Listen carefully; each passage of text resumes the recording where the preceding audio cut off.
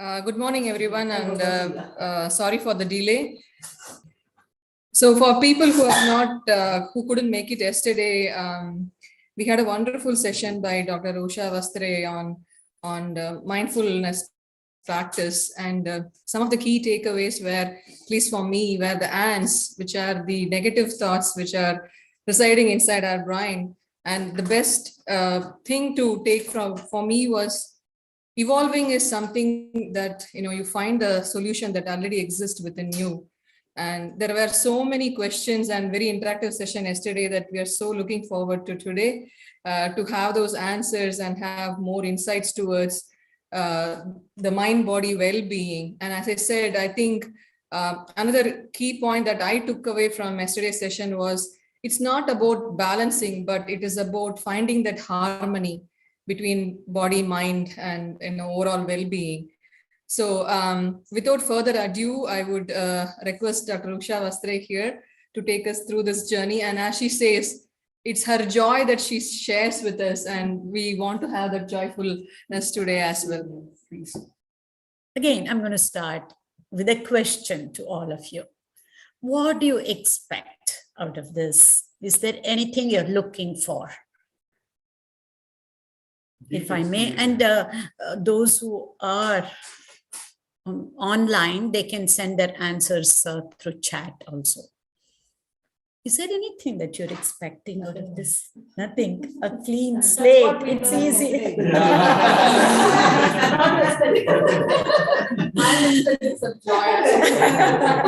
That definitely will happen. Okay. To bring harmony, is that what you're looking for through this? Okay. Okay. Continuation of the journey of what we started yesterday. All right. Delve deeper into it. Okay. And being at peace, bringing harmony while multitasking. Yes, I remember that. If I forget, please remind me. There is a possibility I might forget to answer because I promised you I will do that yesterday. And some deeper experience on it. More deeper. Okay. I'll come with open mind. All right. Great. Maybe some calm. I don't know. Sure. No questions.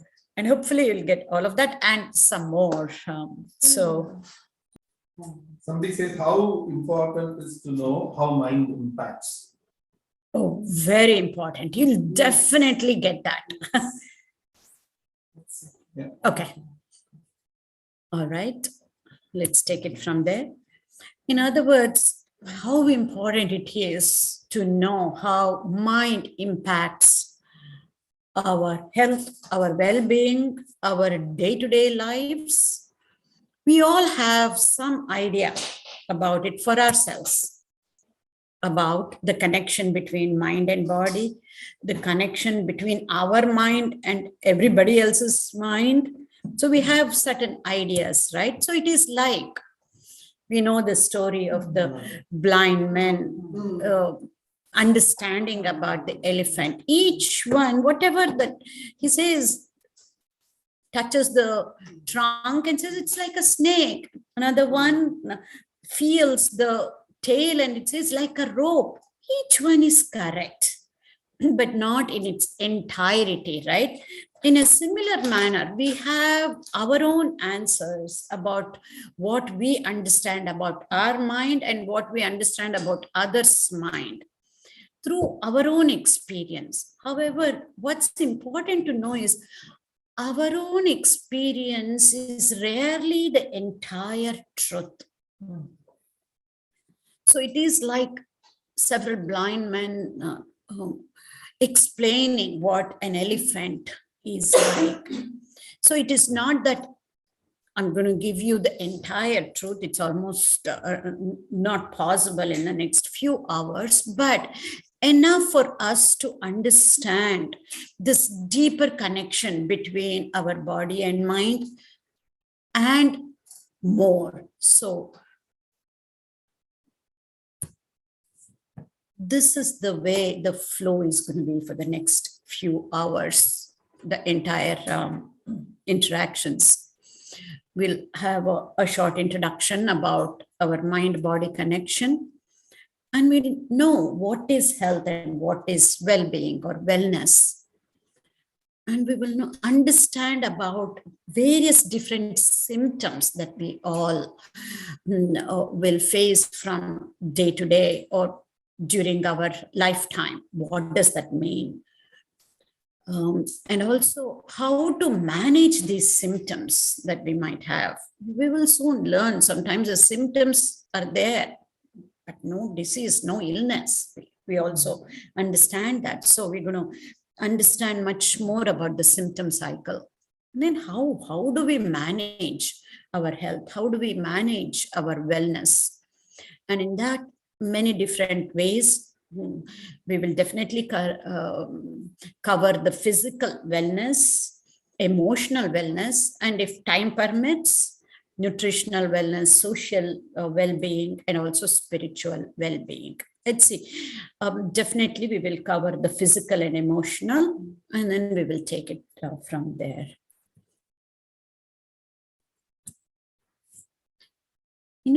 We all understand very easily that there is a very close connection between our body and mind.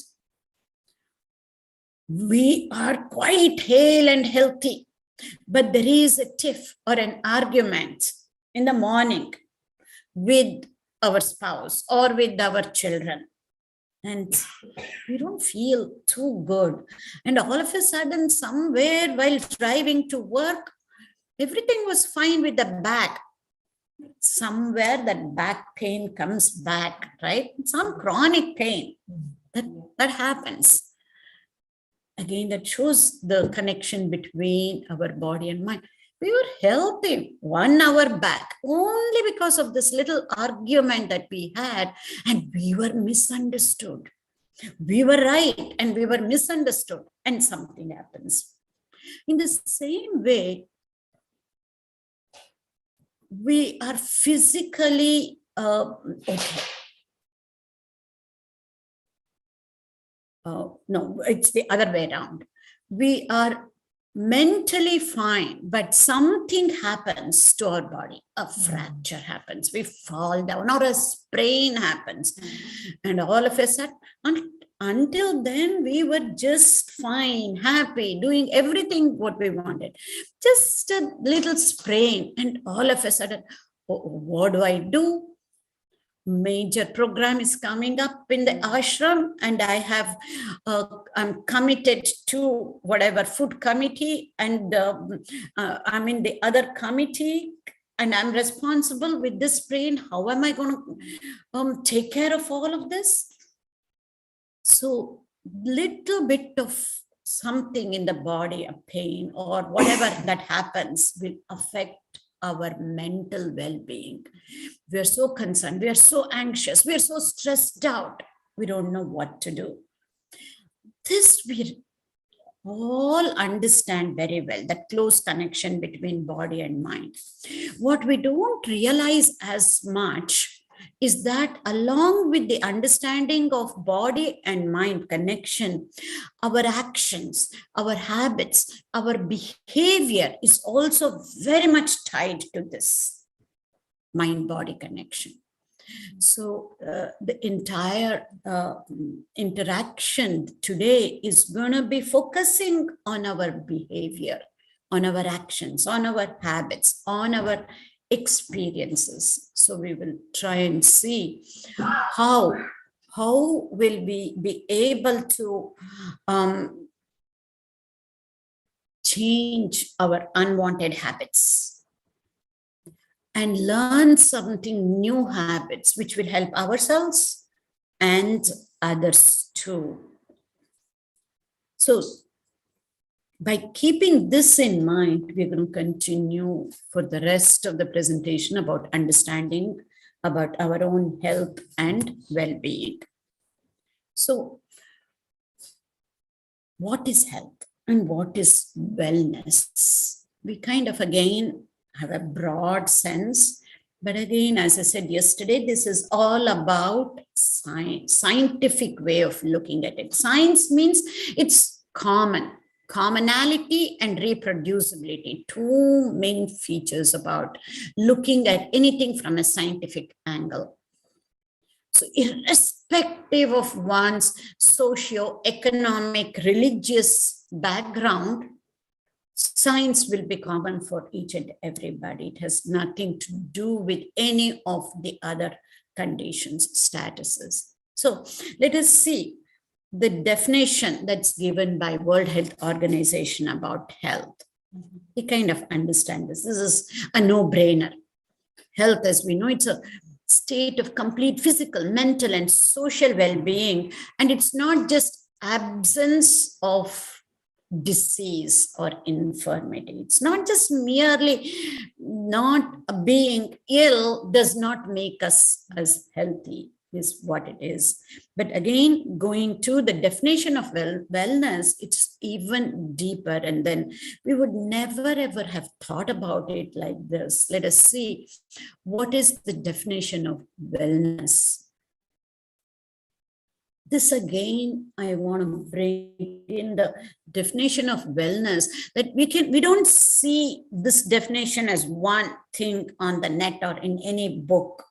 This is again, we have customized for us to understand, and this definition and understanding will help us to implement this in our day-to-day lives, which is first and foremost is enthusiasm to learn new things, and an enthusiasm to be kind and compassionate. Not that we will always be kind and compassionate, we know that ourselves, but to be enthused about trying to be compassionate and to be kind, to be loving, to be caring, to be affectionate is what this is all about, being well. And to have a zest for life. And when we look at the wellness or well-being, by the end of the day, we will realize one can be well or have this well-being even on the deathbed.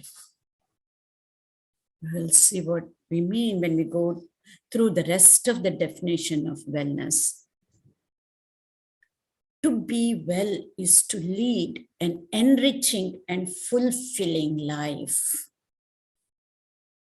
See, even if you're not healthy, we can be leading an enriching and fulfilling life, right?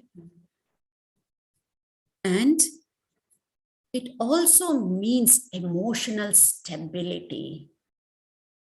To be able to be stable under any circumstances, irrespective of external circumstances, it is possible to be emotionally stable. We do that many a times. How? Right now, how do we either manage or control our emotions? By using a lot of willpower. That is how we try to be stable in an emotional way. Hopefully, after a few hours, after today, we will realize, yes, willpower is very important. I'm not saying that, but much more than willpower. On top of the willpower, we need to have the right knowledge. Using the knowledge, if we can be stable emotionally, that is of a higher order than just using willpower. This is where especially the spiritual angle also comes in. This is where, according to Ramakrishna Vedanta, which I would say comes under Neo-Vedanta, which was propounded, what Ramakrishna started propounded, Vivekananda was the one, Swamiji was the one who spread this message, which would come under Neo-Vedanta, which is all about Jnana Yoga, right? Which is based on Shankaracharya's Advaita philosophy, but Ramakrishna went a step further, especially for implementation purposes. Everything about Shiva Jnane, Jiva Seva, and Atmana Mukshartam Jagadhitaya is such a great formula for implementation of the highest Advaitic knowledge. So through this knowledge, by going deeper and deeper, we will be able to manage our emotions, and not just by using willpower. This is another thing that I would like to bring it in. And yes, just like today, you can stop and ask me questions. Yes. So you said one is willpower. We of course need the willpower Absolutely. to overcome any difficult situation. So along with willpower, it is the knowledge. Yeah. And if you could just elaborate on the knowledge part, Yes. knowledge of what exactly. Yeah. Yeah. Do you want to paraphrase? paraphrase, Yeah, yeah. please. No, I think you are your speaker. I have to do that. No, I can do it, but otherwise it echoes. I got it. Yeah. I got it. The question here is, yeah, we understand willpower is important. We're using the willpower, but you also said about knowledge. What is that knowledge? Yes. Absolutely, that is what we're going to get into for the rest of the day today.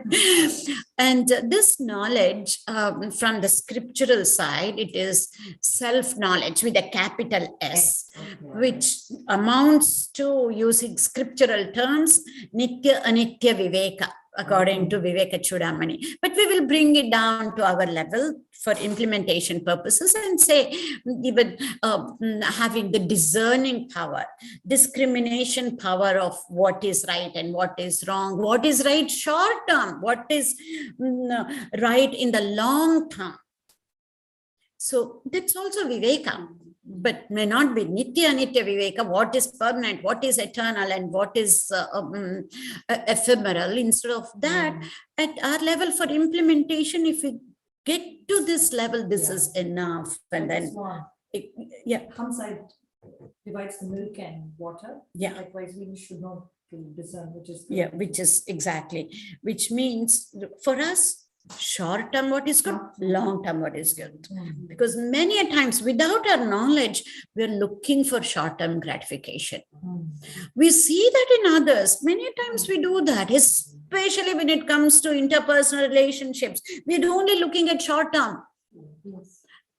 We lose our cool, and then we're only looking at that little time frame. Always try to keep in mind again, what is that long term? Yes. But if you only look at long term, we will become very demotivated, because long term will be like, Yes, the question is if it balance between the short term and the long term. Absolutely. The question again was, if we only look at long term, then we get demotivated for short term. Absolutely. I'm not saying it is not about choosing one over the other. It's always about, we need to have a broader outlook, in a sense, to include both short term and long term. The reason I say is, whatever is good is short term may not be, most of the times it's not good for long term. And whatever is good for long term, we know it is good for short term, but we want something else even for short term. So this is the dichotomy. So we will know. I'm right now saying in a broad sense, general sense. As we go deeper, we will take examples, and I would look forward to the examples and then see how. Buddha's answer or even Bhagavad Gita's answer can be probably for result. This will also go away. Oh, absolutely, Swamiji. Yeah. Yes, Swamiji's thing is, Buddha's answer is this too shall pass, which is one tiny word for that, which is not Sanskrit, but a Pali word is anicca. Is a anicca, Pali word, which means this. This too shall pass. In fact, we ask people to use that as affirmations. Affirmation is nothing but, in a scientific way, repetition of a cognitive cue, which is akin to japa. But many a times, without our knowledge, japa becomes mechanical.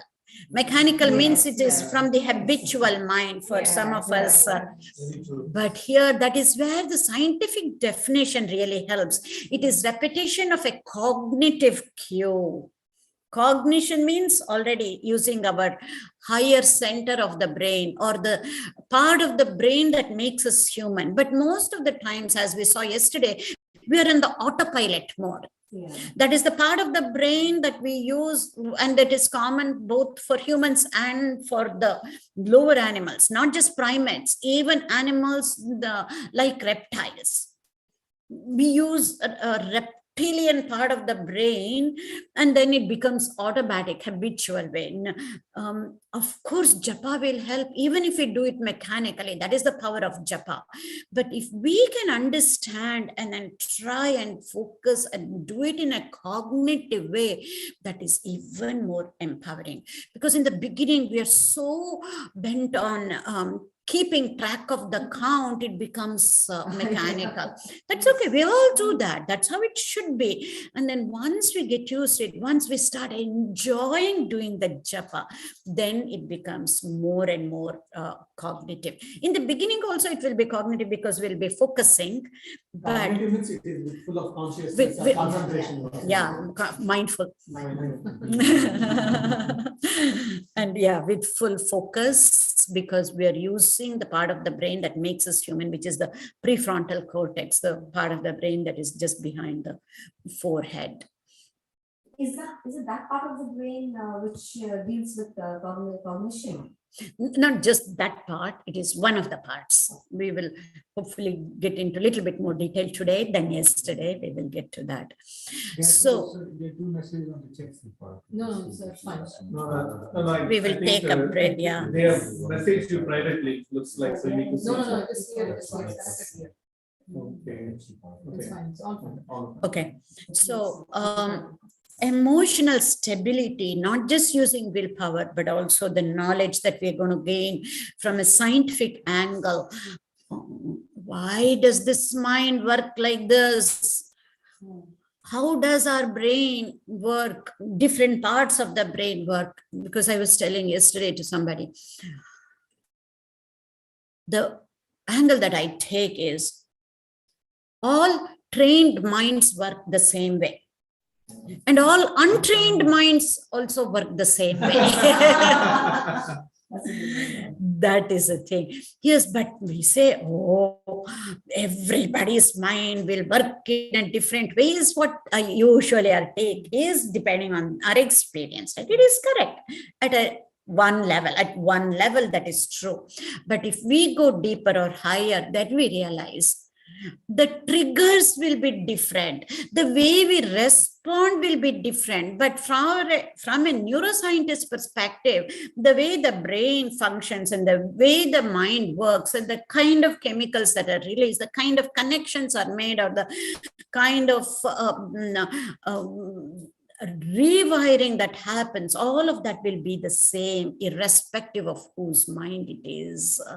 As long as to a certain extent we are doing it in a cognitive way, it will all work the same way. Just makes it much broader. We don't have to go into as we are going deeper, we don't have to just limit ourselves to just us and somebody else, this family, that family, this these colleagues. We group people, right? And we label them based on different things. As we are going deeper, we can come out of that and start looking at a meta level so that we'll have a broader perspective. So it's also about clarity in our thinking. As much as emotional stability, clarity in our thinking, and the ability to love and serve others.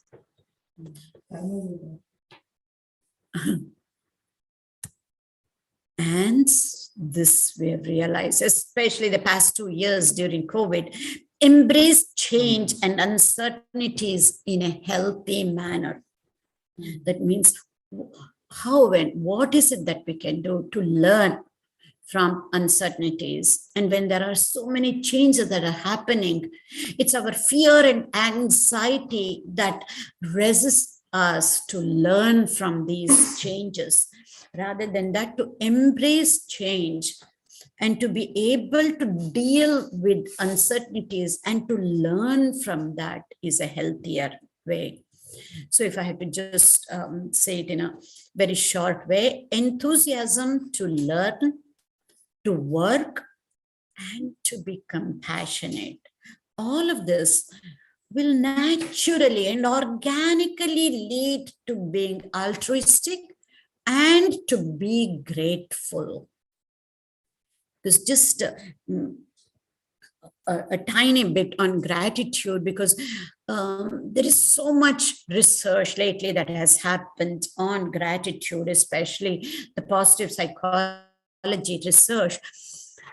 The conventional wisdom used to be, oh, if somebody has everything in their lives, then of course that means they're happy and so they are grateful. If I don't have everything in my life, what is it that, not even why, what is it that we should be grateful for? I'm still looking for all these things in my life. What is it that I can be grateful for? If I can get this, if I can get one more car, another or a seat for my son in a particular college, or the job that I'm looking for, the dream job, then I'll be grateful for. This is how we usually think gratefulness works, right? But the new neuroscience research has proven that for people who are grateful, they're naturally happier. It's the other way around. So developing an attitude of gratitude is extremely important for us to be happier.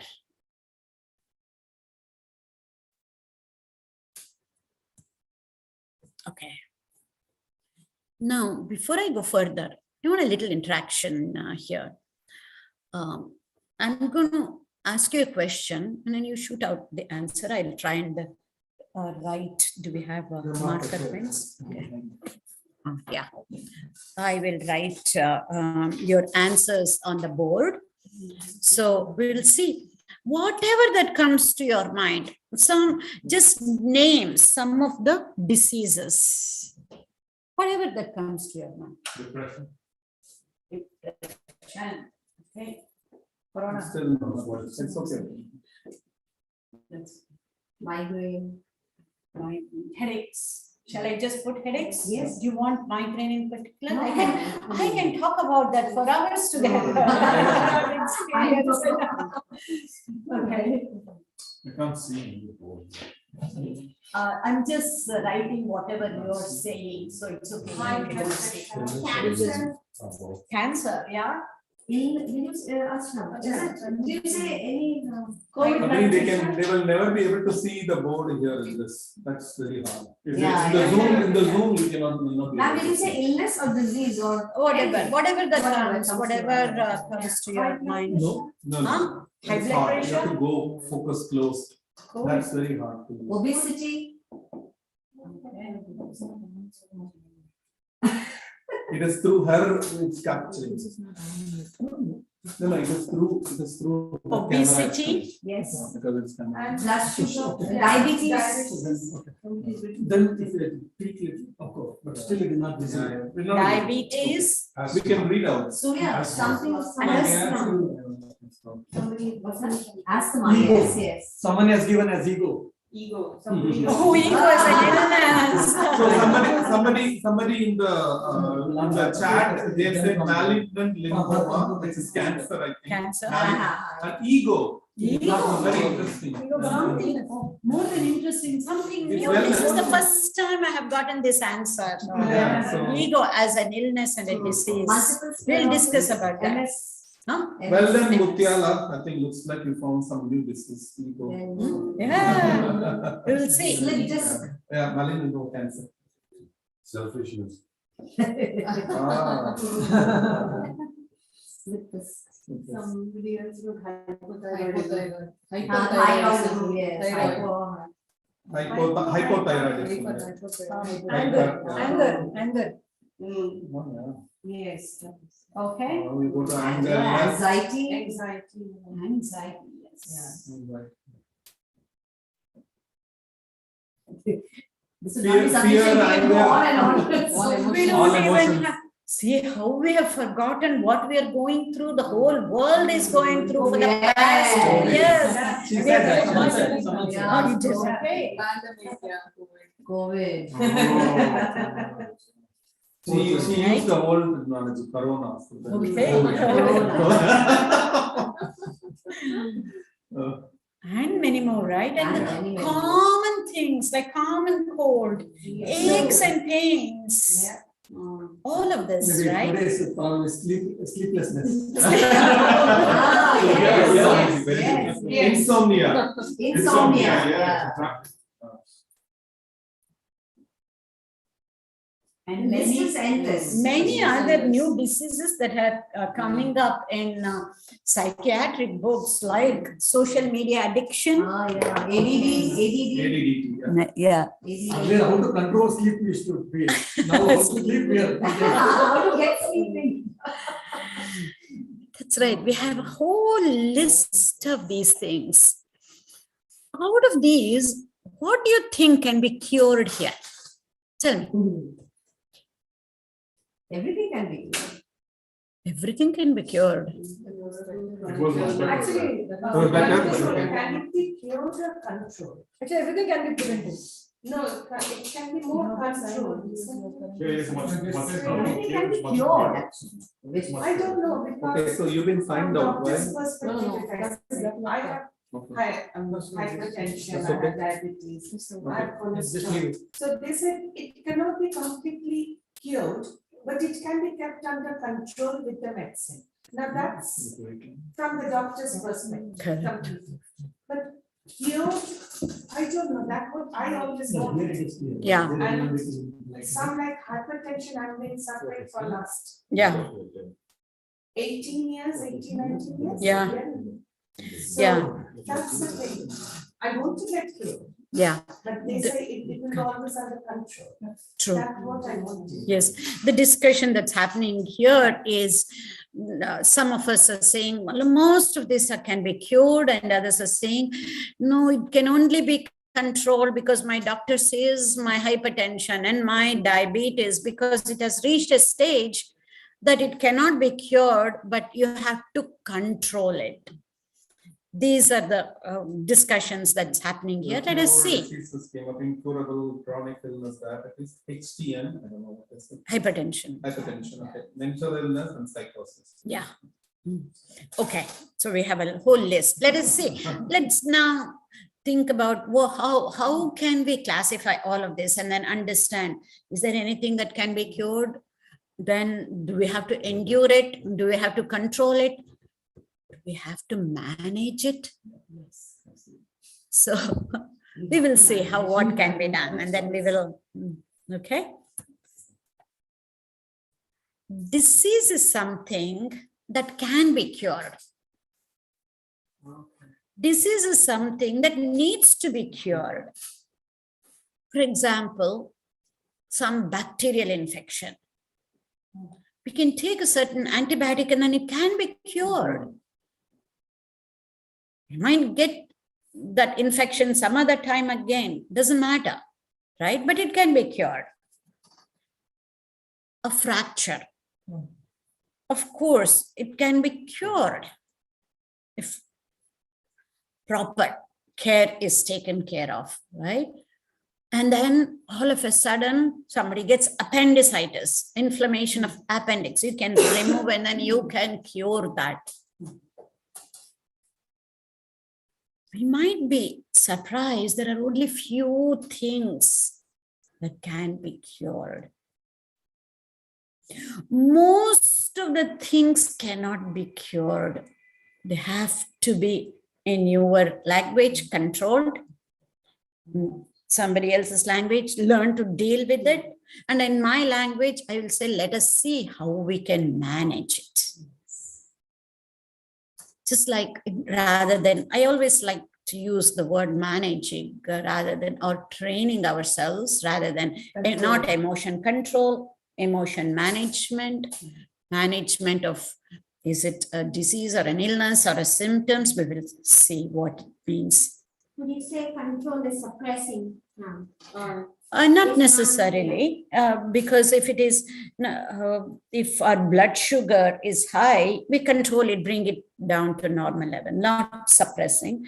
That's also fine, controlling, but the emotions we control is by suppressing. But these symptoms, higher sugar levels can be controlled. That is the meaning I took it from your thing. It can be both. Illnesses can never be cured and they can only be managed, dealt with is how we would say, but let us use more positive term about managing.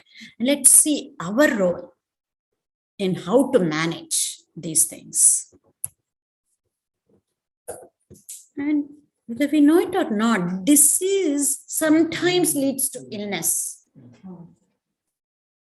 Just some people might have these days typhoid. That can lead to illness. Sudden, so many changes happening, and then you might get depressed, even though it is for a short while. You might be anxious, like what has been written. It can lead to an illness. However, one can have an illness without having any disease. Sometimes these aches and pains, it's always there. All of a sudden, it comes up. Especially aches and pains, some of them, of course, they can be classified under many different categories. Some of the aches and pains, they don't have any underlying disease, but it just happens. It's a symptom. It's just a symptom. We say disease is a symptom only. No, not necessarily, because infections are diseases. They're not just symptoms. Yeah. But by symptoms, we infer disease. Not necessarily. We will see. That's what we think here. The discussion that's going on is COVID. Yeah. The symptoms we infer that, okay, he or she or I have corona. True. But there are certain symptoms without any disease or illness. We will get to that. We're just going. These are the things deeper, and then because all of this again through knowledge, this is again for our purposes at our level. This knowledge is even more important than Nitya Viveka. That is at a philosophical level. Yes, that's also very important. When we have dealt with at the scientific level, which is much easier, then it will be easier to understand Nitya Viveka, and then when we can use that. Sometimes without not knowing how to deal with our own body aches and pains, we want to get into Nitya Viveka, and then having pain in the body to be thinking about God. It's going to be really, really tough. Forget about thinking God, even to do japa, 100 japa, if we have certain pains to sit, it is so tough. And how about that? But my take on this is through the scientific knowledge, we understand all of these things. We don't need that highest knowledge to understand, deal with this and be happy and to have zest for life. Up to a certain level, to a higher kind of high level, we can go through the scientific way. Only with all of this, there is still something will be remaining, which we'll see what that is. And for that, at that time, if we can get little bit philosophical in the sense, philosophy will not solve any problems, but philosophical knowledge will help solving our day-to-day problems. Even that we will see what it is. So my take is, up to a certain level, use all the scientific tools and do japa to bring joy, and use these tools and techniques to overcome many of the things that we are dealing with. And only real stuff that we get caught, which we'll see what it is, then we can use that real viveka or the vivechana shakti Shakti, and then we can overcome. Okay, now we're going to compare and contrast between acute illness and chronic illness, and then we'll see. An acute illness is usually rapid and short, some kind of infection, and yes, maybe a sprain in the ankle. We slip on black ice and then we sprain the ankle. So it is, for us, even 6 weeks may be long, but still it is rapid and short. Whereas any chronic illness, it is gradual, insidious. We will never know. It could be high cholesterol levels, and getting to know I have high blood sugar or high blood pressure. All of this is insidious. It is gradual and it's indefinite. And sometimes after a while, it is roller coaster. That's why you need to control the blood sugar levels. It goes up and down depending on our lifestyle. So that is a major difference between an acute and a chronic illness. And what is the cause? Usually for something that is acute, usually the cause is one, some type of an infection. Or if it is fracture or a sprain because we fell down and then it is only for that particular bone. Usually it is just the cause is one. Whereas for any chronic illness, the causes are many. And the effects are also many, not just the cause. Effects are many. So then migraine Even is chronic, is it? Migraine caries. Yeah. Even that we can talk about certain aches and pains, how we can use mindfulness to be able to overcome, especially migraine. I have personal experience on that and how mindfulness has helped. I was able to conduct a workshop for 6 hours with the migraine. Earlier, I could not even think about it.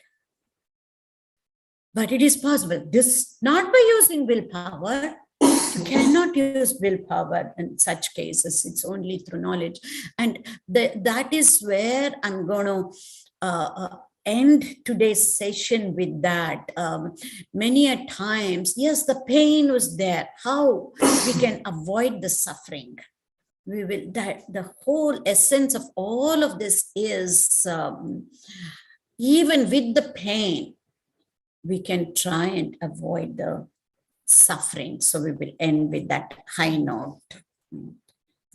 So how do we know about the acute or chronic illness? Usually with one test, we can find out if it is an acute. With infection, a blood test or an X-ray or an MRI. Usually with one test, it is possible. Whereas for anything that's chronic, you need multiple tests. And even with multiple tests, it will have a limited value. We think, oh, if you get this blood test done, we'll be able to figure out. Sometimes it is not enough, and then we need something else, one more blood test or some scanning. It goes on and on and on. And the diagnosis also is very accurate if it is like an infection or an X-ray will reveal, oh, it's only a sprain. It is not a fracture. You don't need to worry. Of course, the treatment for sprain and fracture is the same, 6 weeks of immobility. But as long as it is not a fracture, we feel much better, right? So usually the diagnosis is quite accurate, but for something chronic, it takes time. It is tough and it is difficult, especially some of the illnesses that we have with respect to it could be cancer or MS or some autoimmune disorders. It will take a lot more time and whatnot. And the treatment here comes.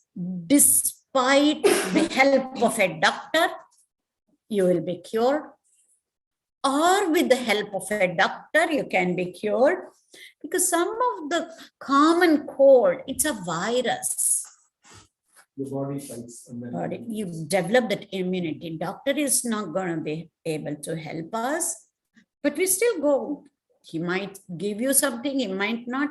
In spite of the doctor, you get cured, I have to say. Now, that's a bad joke, purposely done, but to bring a laugh, bring a smile on your face.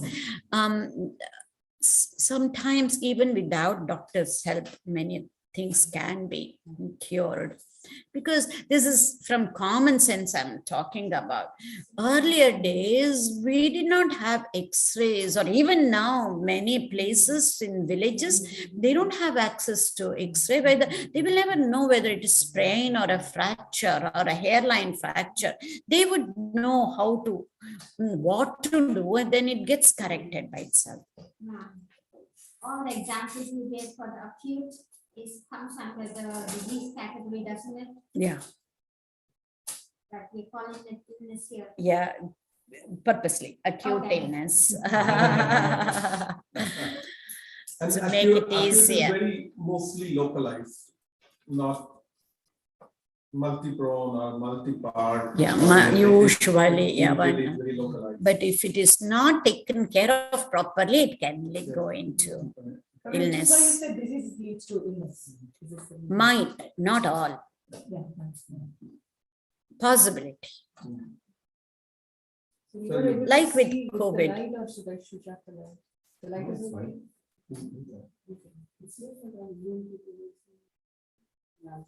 Here's. Oh, okay, that's fine. Yeah. Whereas the treatment for an illness, usually you need to go to the doctor. And as we said earlier, there is no cure. If that is the case, what is our role in all of this, right? Then if it's an acute thing, just follow doctor's orders. The doctor says, you need to take this antibiotic for 5 days.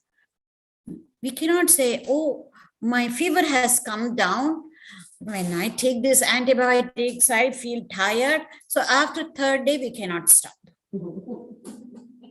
This happens many a times, especially in India, this happens. So I try and educate people not to stop, because this is where we get into serious issues later by developing resistant bacteria. So whatever the antibiotics that we are using will not help later, because we say, oh, my fever has come down. I don't need to complete the course of antibiotics, especially. Or Sounds familiar.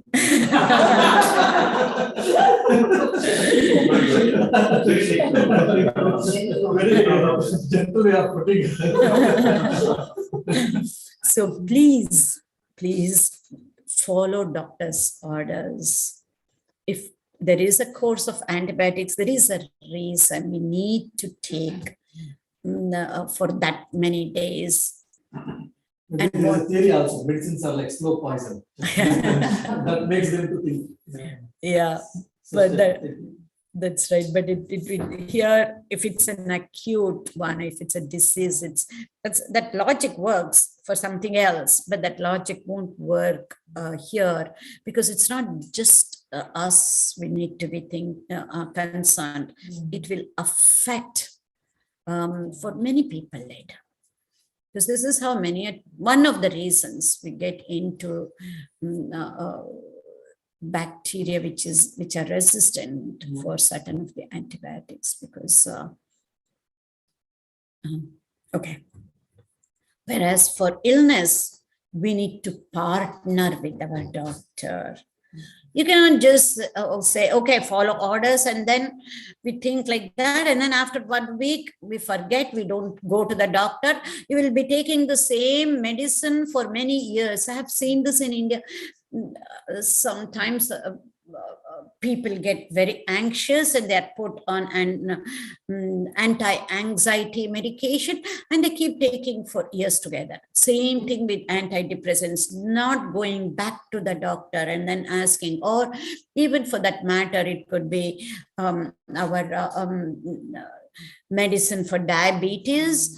No, if there are changes in our diet, we still keep continuing the same dosage of medicine, and then we will see the effect. So you need to partner with the doctor if it's an illness, and also learn to manage. Self-management is the key.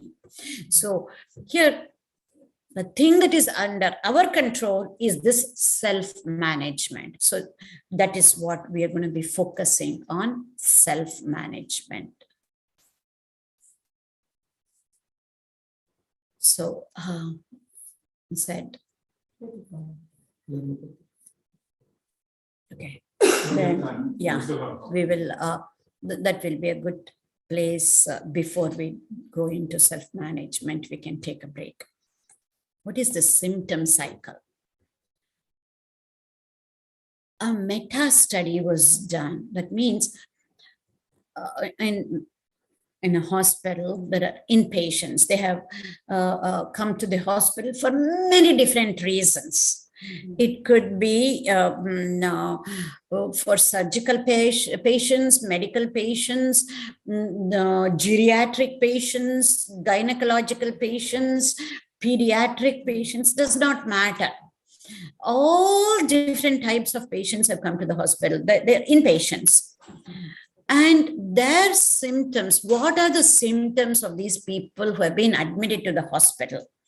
When such a study was done with a lot of data, not just big data, really, literally, this is before the big data days. So anyway, so much of the data was analyzed post-priori. That means the data of the patients were taken to only look at and understand what are the symptoms, irrespective for what reason the patients have come into the hospital being admitted. So this is what scientific term, we don't need to know, but this is what is called a post-priori analysis. When this was done, I think there is some, you need to mute somebody's, it's not muted. Meta study means study at a large, on a global level. Macro study only. Meta study means. Some studies were already done, and then you're looking at the data for a different reason and a higher reason. Yeah. So these are the symptoms they found in those patients, various different reasons they have been admitted to the hospital. See, these symptoms does not mean one thing leads to the other. There are no arrows, as you can see. This is a cycle, symptom cycle. Any disease, first thing you know is pain, right? Or depending on the case, some people get into sadness or anxiety about the future. Or they keep getting repetitive thoughts. Oh my goodness, what happens once I go back? Will I be able to go back and work? Or for how long will I be here? All the many thoughts keep coming back again and again and again, repetitive thoughts. The pain is not physical, the pain is to be mental. No, here it's pain. Let us look into as pain as physical. Physical, okay. Not all diseases leads to a physical pain. Correct. Correct. This is the majority of the people. Not each and every patient would have. If you look into the different symptoms, majority of the people would have most of these symptoms is what it is. Fatigue. Disease can have any of the symptoms, you need to say. Any disease for that matter. All disease. Any of them. Yeah, different combinations. Thousands of people were studied, their symptoms, and we don't have any number of people having these symptoms for this disease. None of that matters. What are the general symptoms people will get when they are admitted to hospital? These are some of the general common symptoms, I should say. Yeah. And does not mean each and everybody will get each and every of these symptoms. That's why no arrows, nothing. Just I'm trying to understand the circle of it. we will get. There's No particular circle. order circle. Okay, there's no circle here. No circle. When they did the study, It's these not were the anywhere. results that came out. Yeah, it can be in a line, right? So Yeah, yeah, it if can you be. purpose or circle. It looks save the space. As we go along with Okay, that is the point. This Thanks. is correct, because again. All right, okay. many different levels. Yeah, that's why no arrows, not in that sense. But we will also see why I keep saying a symptom cycle. Cycle, Mm. Cycle. Cycle to get cycle. Okay. Coming up, next step is. All right, okay. And then tense muscles, fatigue, and difficult emotions. I've clubbed all the negative emotions under difficult emotions. These are the ones. Emotions, so we can't see the word emotions. Oh, yes, difficult emotions at the bottom. Now, how do you link the disease with the difficult emotions? Yeah, we're going to get Because I've that. got a disease, so I'm not able to bear. So Yeah. that's why that's how you mean the difficult That emotions. could also be why me. Why should I say? Yeah. I only can mean. So, yeah. We'll see what those difficult emotions are. We'll go to that and then we will see what it Like means. yesterday's question, Difficult emotions. why only good people suffer? Right. We will get to what those difficult emotions are, then Because all the it bad gets people think answered. that, huh? All the bad people think that. I want to say this. No, judgment is there. Ma'am, there is no good or bad. Only There's no- shades of gray. Yeah, there is no Yeah, duality. No, Quantum thinking. yeah. All good students, okay. They're all good students, yeah. Star. All about a perception, right? Subjective, good and bad. Anyway, let us see. This is why I term it as key symptom cycle. This we kind of understand, but look at this now.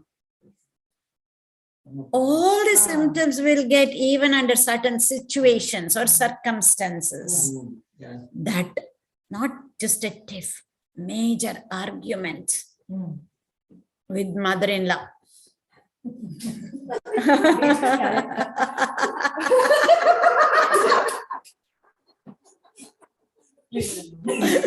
He's also like a mother-in-law. No, no, just so you know, in a way, I'm his mother-in-law. He will also graduate in. So I'm politely looking at Sharon. Or we lose a loved one, or we lose our job. It's a situation that happens. And we end up with these same symptoms, No disease, no illness. If not all, most of them, especially pain, especially difficult emotions. So that is mind related, not disease is body related. Situation could be mind related trigger that can lead to all of them. Absolutely. Physically. Physical, physically. But it also gets expressed at the physical level. Yeah. This is what I would like you to appreciate. The Yeah. earlier disease, but a situation. And now we see it, the last 2 years, entire humanity, we went through this. And it's all because of the uncertainty, because none of us, neither the scientists nor doctors, knew what to expect because it's such a new virus. We didn't even know. We were learning as people presented with the symptoms, or as they were getting better, or as they were dying, the scientists and doctors learned, went through everything, right? So I would say key symptom cycle for life and disease. It's life situations, life circumstances. Every day we go through. Yeah, it's optional. We go through this every day. No disease, no illness, life situations. And the same thing happens, right? So just for us to ponder about And now, how many times we get diseases? How many times we get infections? But life situations, day in and day out, every day. But we're presented with the same symptoms as though we're having some diseases and illnesses many a times. And many a times these, earlier decades back, doctors would call it, club it all under psychosomatic, and it got a bad rep, you know. But we cannot belittle those. Now we truly understand the connection between body and mind. Nothing in the body, instead of saying everything is in your mind, but it would make us feel even worse. Yeah. This is where again a shift that has happened even in the scientific community, in the medical community, saying to take these things in a serious manner and to learn from this. This is where actually even the effect of placebo and the effect of nocebo, we have nocebo effect and placebo effect came under it. All depends on that belief system. Some of our belief systems are empowering, some other belief systems are disempowering. Because of our strong faith and belief, we get into these issues of placebo and nocebo. Pain is related with body and suffering is related with mind. Yes, that's where we get into. And but even though it is related to the mind, we suffer even at the body level, both physical and mental level. And this is where the last slide of mine is going to look at this from a mathematical perspective. Then again, it is common. How can we make this suffering optional? Just like we understood the unlimited power of the brain from a mathematical perspective in terms of if we start counting, we understood how long it takes for the number of neurons. And there is a reason for that many number of neurons that we have to be evolving. That is how we understood, right? From a mathematical perspective, it is easier to grasp.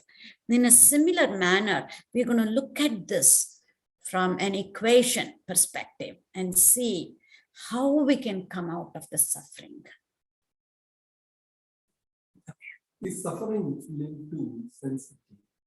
The person, how sensitive they are to situations. Yes. It can go worse. The intensity will vary. Absolutely. The question was if the suffering is related to the sensitivity of a person.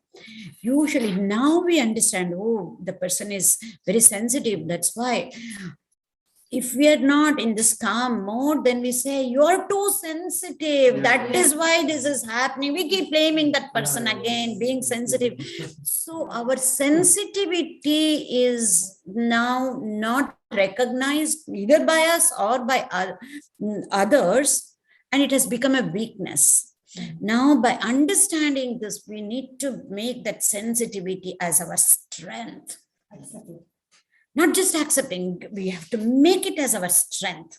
Then it is empowering. And Buddha, they never had any suffering. Only in middle we have.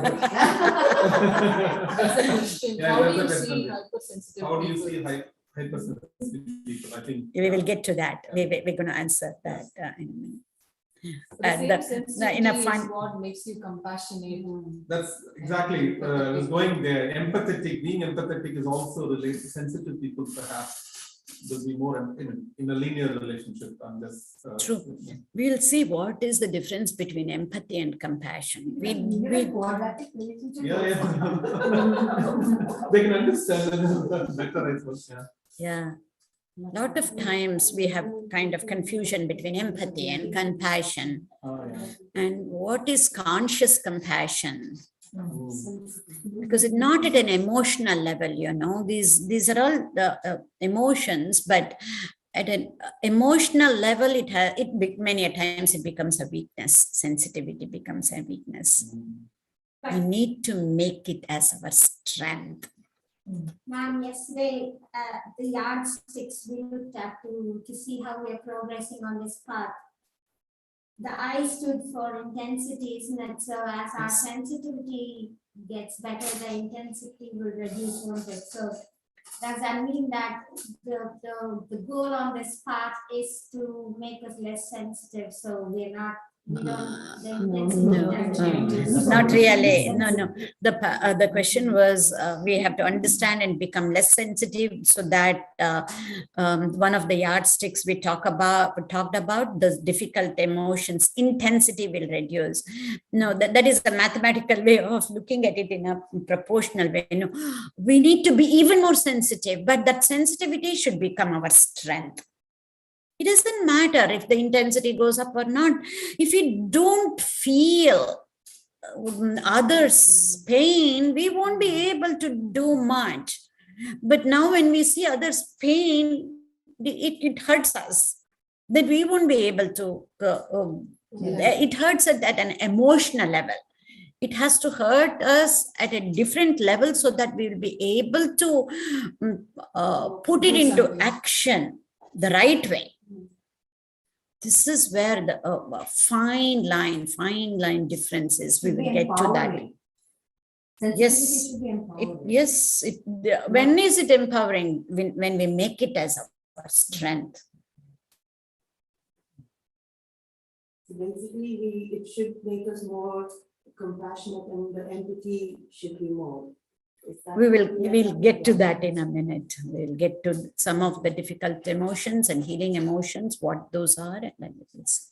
We have 5 minutes too, but then depending on where you are, logically. In 2 minutes we're going to stop. So as I talked about, we're going to be focusing on self-management in this table. This is in USA and other countries, no money, no treatment. Yeah, so I'm reading it from, but now, so I think Sock's case says, but now medicine has become business in USA and other countries, no money, no treatment. How can you deal with it? Not really. When treatment can never be denied. This is the thing, even at least I'm talking about in US. I know in US, and I'm sure in other systems, healthcare systems too. Treatment can never be denied. So people who do not have money, who do not have insurance, they end up in the emergency room. And they have to be treated. Nobody can be denied. That is the Hippocratic oath that all medical doctors take. So they cannot be denied. So what happens? And they will be treated as part of emergency. So the cost of healthcare system goes up. Because there are so many people without proper health insurance, they end up in the emergency room. And in emergency room, when you have to deal with many things in a short time, naturally the cost goes up.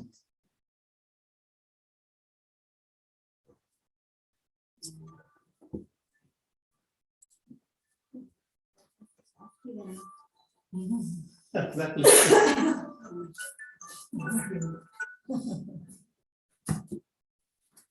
So nobody can be denied medical treatment. I see that happening in India, not in US.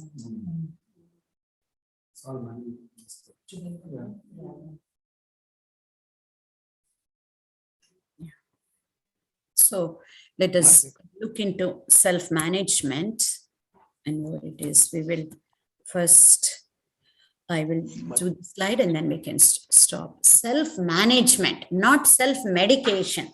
In India, this is the thing. Self-management means you go to the pharmacist and then not even doctor's prescription. A pharmacist will prescribe, oh, you can take this antibiotic. You have some throat infection. You can take this antibiotic. I've only seen this in India, not in other countries. But so Sometimes you don't even have to ask the pharmacist. Last time I got throat infection, I took this antibiotic, and I still have from the past 2 days that I did not take that antibiotic. I'm still saving. So let me take it and then see what happens.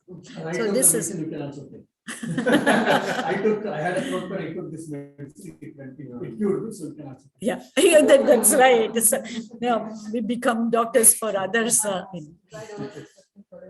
Yeah. Yeah. But it's true, you can get you can get prescription drugs in In- the pharmacy. Yeah. The pharmacist can prescribe. Yeah, but I'm talking about prescription medicine, not Jodo. Some of the over-the-counter medicines, that's okay. Those are a little bit innocuous when compared to the prescription medicine. So it's self-management and not self-medication. And there are certain broad guidelines for this. Let us see what it is. You need to take charge of your health issue. That means to get educated about it, to know all the different stages, different levels, what happens now, if I take certain antibiotics, what is it that I should not eat, what I should eat. Dr. Google helps. Yeah, and we say not even Dr. Google, we said Google Mama. Many a times it's only Google Mama. Because if it's Dr. Google, we don't know which site is the one that we need to go to, because I still remember when the first internet came, many of the, in fact, even the students, medical students would go on into different, and not just medical students, anybody would go on to many of the websites and they get educated about their own illness, and not all websites are authentic and official. So we need to have the discrimination intelligence to know which is the proper website that we need to go into. So we need to convert that Google Mama into Google Doctor, as you said. So, and carry out normal activities. Unless the doctor advises complete rest, we need to know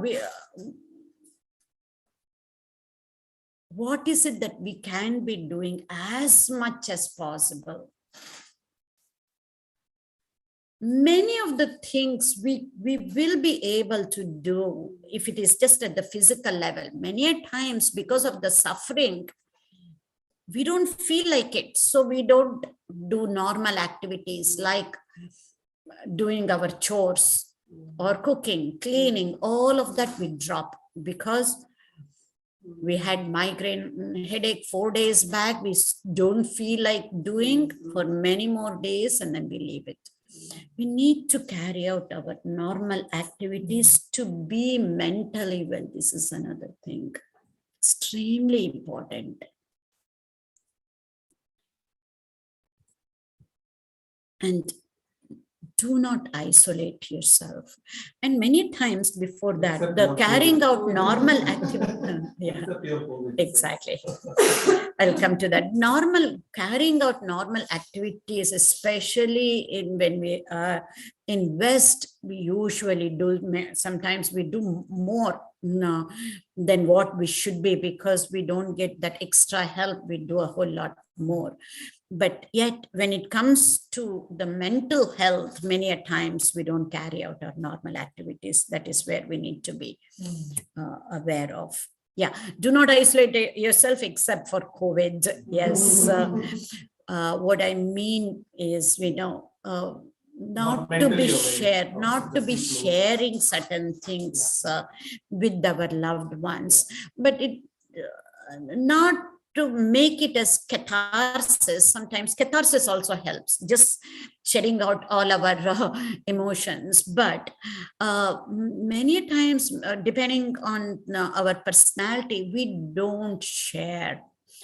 And rightly so, because people will judge us, that is why. So you have to have a safe haven, safe place where you're not being judged, where you can share and not to isolate yourself. Sometimes it could be some family member, sometimes it could be friend, sometimes it could be spouse, whoever it is.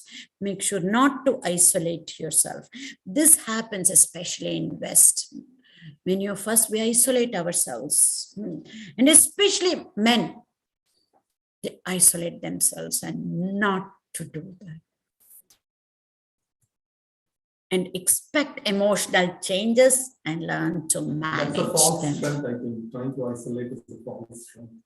Yeah, that's where the saying about getting help. We need to get help, take help, not because we are weak, but we want to remain strong. But that is a perception, isn't it? We have that if we go out to get help, maybe people will perceive us in a different way, will not perceive exactly what I want them to perceive me. So that dilemma leads to keeping everything to ourselves. That's like, even sometimes when we want to open, we think, what may be the consequence? Will it be 10 days later that person might come back to me and judge me on that platform? So that's a thing. Yeah, we need to know and have certain relationships where we can, sadly, but true, many times we don't have that kind of relationship. We need to develop that. It's not about others. Yeah, It's all about us. We need to be able to More develop like that. we feel that we are making ourselves vulnerable. Yeah. But it should not be. It's us. It's No, us. I'm saying that that's the thought that Thought false. we- Correct. So that false positive which we try to wear, like. True. No, we have to be discriminative. However, we can have one or two good friends. We need There to we can develop. share each other True. and we can get a empathy from It takes effort. It takes a lot of effort. That's why these are the things. These are the things hopefully will happen after this, and to be able to. There is a question from M. Can we help someone in severe depression that cannot ground and see the person needs help? Absolutely, but the person has to be trained in how to help. What we feel as help, especially with depression, is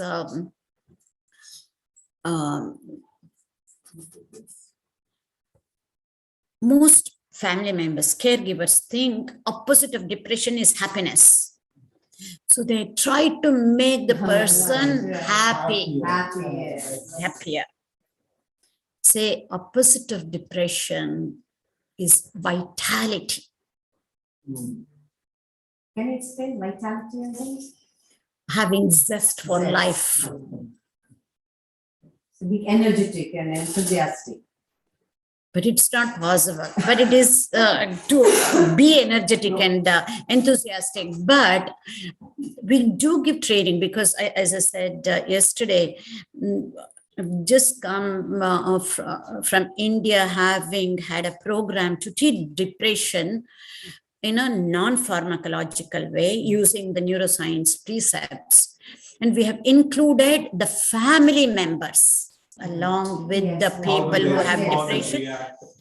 And we're going to carry this program for 1 whole year to train them how to do this. Yeah. It is not that simple. It's not that simple. But it can be done for sure. Yes, we can help people with depression, but we need to know ourselves as family members, as friends, how to help, what to help. How would we know? Only when we understand depression in a proper way. And this is what we're trying to educate. We're using all this type of knowledge as medicine. Knowledge itself becomes medicine. Is it here that cognitive behavioral therapy? We're going to get into that. The question is, are we going to get into CBT, cognitive behavior training? We're going to get into that in great detail this afternoon. I think with this, we will take a 15-minute break and then come back and then deal with physical wellness, what that So there is a 15 minutes break and then we'll reassemble. I think yours is going. We will take a 15-minute break and come back.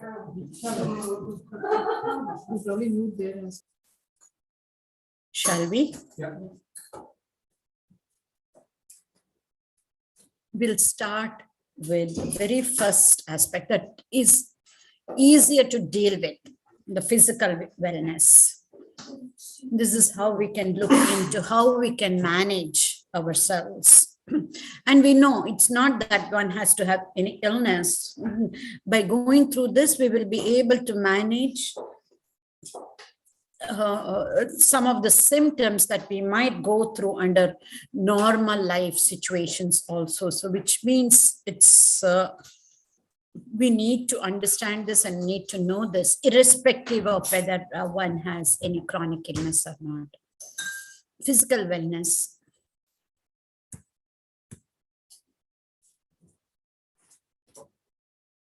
Physical wellness, right? The way we understand it's about physical activity, increasing our physical activity. In other words, exercising. Why? Why do we need to exercise is the question. And the key thing is it's not just for our physical well-being, but also our mental well-being. We need to be exercising. How will it help our mental well-being if we exercise? Again, the question naturally arises, right? So we'll see why and how does exercise affect our mental well-being. And what I'm presenting is all evidence-based research. And there's tons of research that has been done, including a book also has been written based on the effect of physical exercise on our not just mental well-being, also on our focus, concentration, all of that, how it can improve. So we'll see what those things are. Exercise cultivates the neurons in our brains. Helps the neurons to make connections, the proper and healthy connections. And it encourages them to expand and connect with other neurons.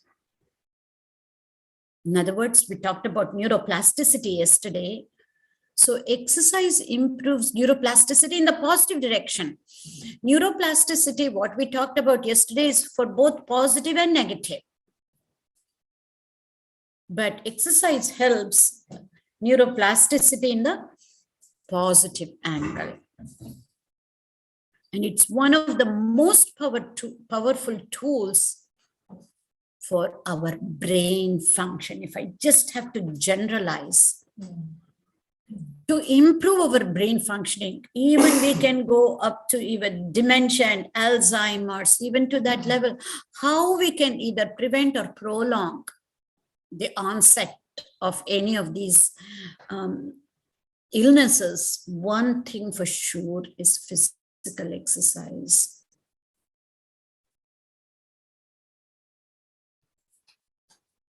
There are many neurochemicals that are released when we exercise. We have heard about endorphins, effect of endorphins, dopamine, noradrenaline, and a newer chemical that has been identified is what is called as BDNF. It is brain-derived neurotrophic factor. If I have to just, in simple English, if I have to make you understand what does this BDNF, what does it do? It is like fertilizer to our neurons. The neurons grow. So the body, the brain releases this chemical when we exercise. This was not identified earlier. It's a newly, yeah, this name itself, when I was studying BDNF was unheard of. If there are doctors here today, you would know when anybody would have gone through medical school. None of this, BDNF was not identified. We did not know anything about this. So only quite recently this has been identified. This is the name of the chemical, but this is a Yeah. factor. Okay. It's a chemical, yeah.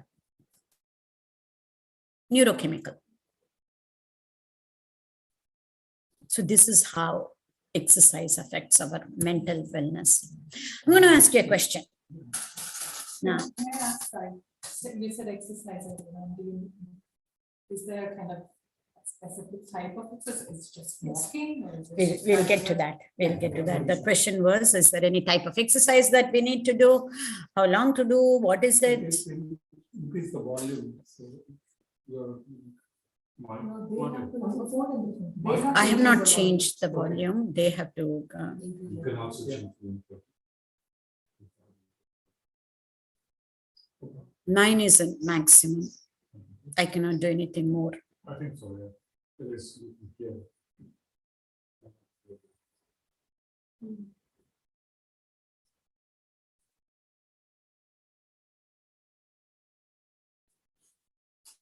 We will get to that. What type of exercise, how much to do. I can only talk in a general manner because it will vary from one person to another. I'm going to ask you a question.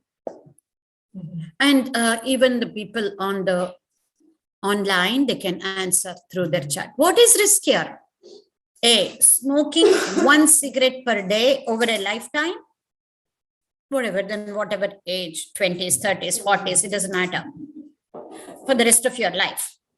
Or being a couch potato for 2 hours a day over your lifetime. What do you think? Being couch potato. Being couch potato. See? Both of above. Both of above. See, both of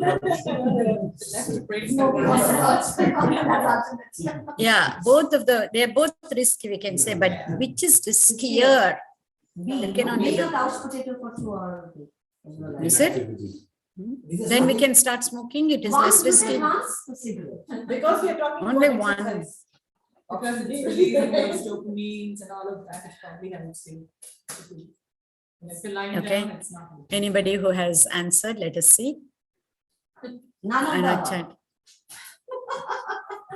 Actually, that will be there. All of them are none. No, the question is, which is just the out of the two, which is A is risky? not a good habit. Someone is. But I feel being a couch potato. No? Yeah, they have couch. But that is over a lifetime. So we're talking about smoking cigarettes. Can I interpret the answer as that 1 cigarette a day over a lifetime? Not Yes. 1 cigarette, 1 cigarette every day Every for day over so a many number of lifetime. years. That's Riskier? riskier than couch potato for 2 hours. So that is also over a lifetime. I think, yeah, 1 cigarette a day, I would say, is much more riskier. Somebody says it's the same. It's all the same. Okay. But if you put food in the microwave, you're actually, it's even harder than having a cigarette. If you constantly eat out of the microwave. Is it? for food. Yeah. Okay. Constantly heating in a microwave, that's risky. Yeah, you cook your food and then you heat I'm a it up chain in the smoker. microwave. I'm a chain smoker. It's equal to having a cigarette. Okay, we will stick to this question and then get to that later when we go into the nutritional well-being. Yeah, I can even smoke while I'm walking or I can do some physical exercise. But when I'm a couch potato, I'm absolutely seated in a place. No, for 2 hours. So We don't want to, I don't need any explanation. What is simple? What do you think, A or B? Yeah, that's B. Hands up for B. B. Okay. There we go. Sorry. All right, let's see what the research says. Let's see what the research says. Okay? Ta-da! Oh, I know. Somebody says same. Leading with 2 hands here was equally all of us.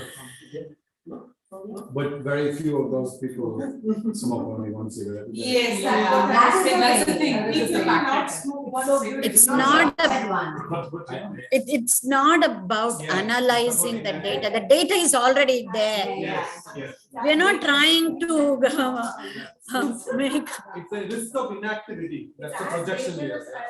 Okay, now comes the thing.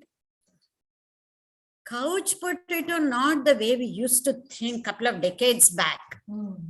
Sitting on the couch, eating potato chips, and then eating hot dogs and hamburgers and some couple of beers. This is how the mind goes, right? Couch potato means it started in US, I think, that term. So our mind, oh, I'm not a couch potato. I don't do these things.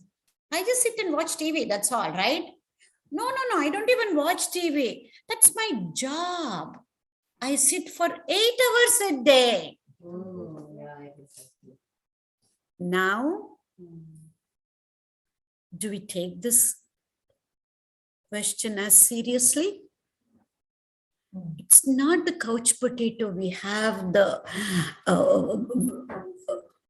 vision or the idea about the couch potato. Without our knowledge, the lifestyle that we lead and the careers that we have, most of the time we are just sitting. We are all the couch potatoes without our knowledge. And then the chronic effect it will have over the years. Exactly. Now can we take this? It is not about analyzing the data. We are that. Then I will just give you the solution right away rather than waiting a long time. Thing that to do is, if every hour on the hour, can you get up and then walk 5 minutes? And if you're sitting for 8 hours, 8 times 5, 40 minutes, you would have exercised. So simple. But you know how difficult it is to do? Until and unless we are convinced about it, until and unless we change our belief system, we won't be able to, as simple as this. And forget about us. What about the kids? Do they have any physical activity? And as parents, what do? You have exams. You cannot go out and play.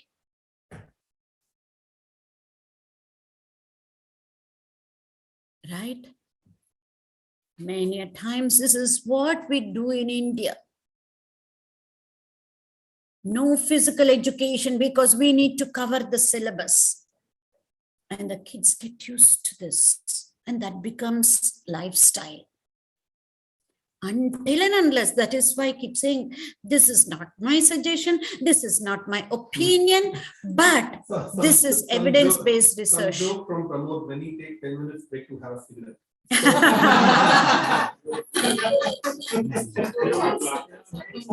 That's hilarious, right? You walk and spoil yourself. Yeah. A good one, Pramod.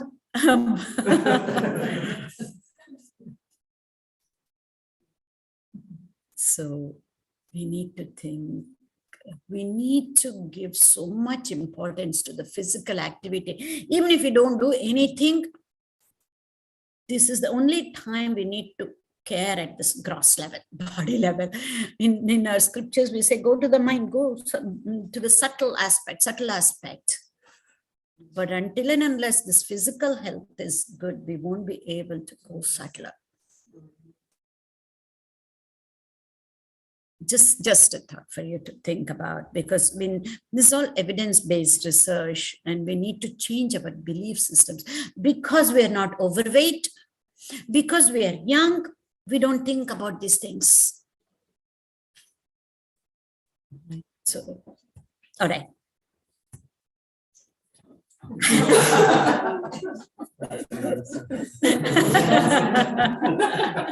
that 5 minutes? Not even 5 seconds. 5 seconds. Not even 5 seconds. Now, look at this next slide.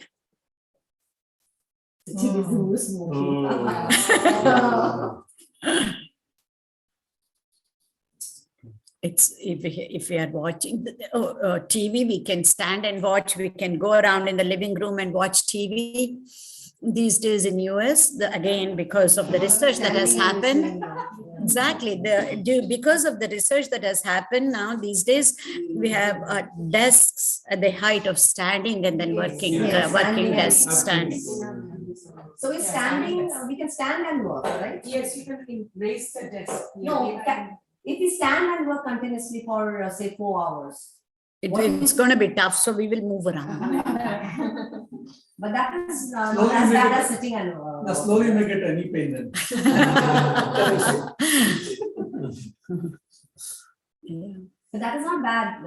As It's bad as not sitting. about, we're not trying to negotiate here. We're trying to learn to be able No, I to think everybody's make trying to good see if there are habits. involuntary way they can negotiate Is it- it.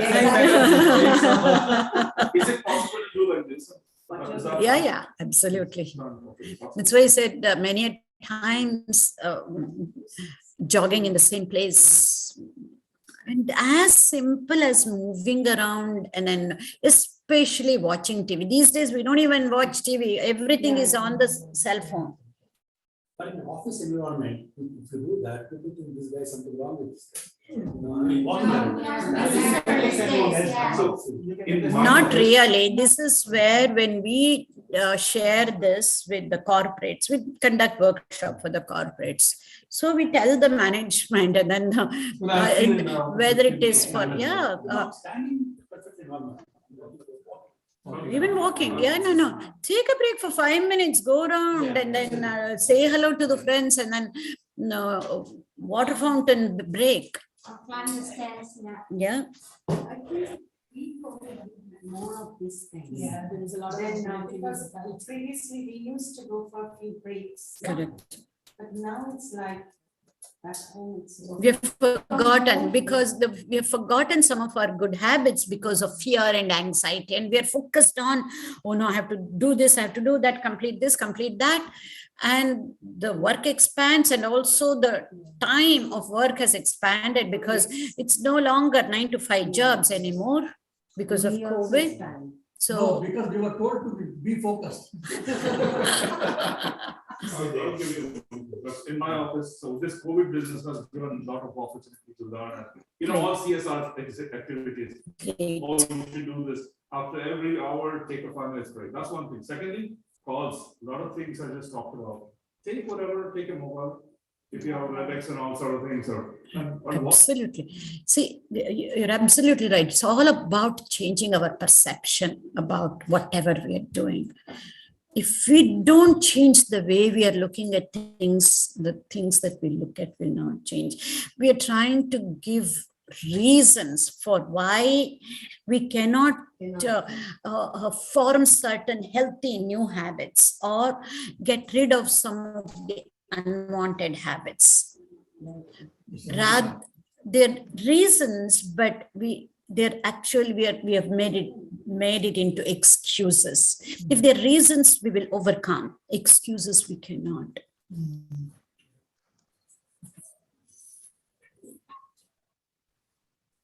Okay, so as I said, this is all evidence-based research, and look, Harvard Health Publications. Harvard, as you know, is the #1 university in the world, whether it's for medical science or for management.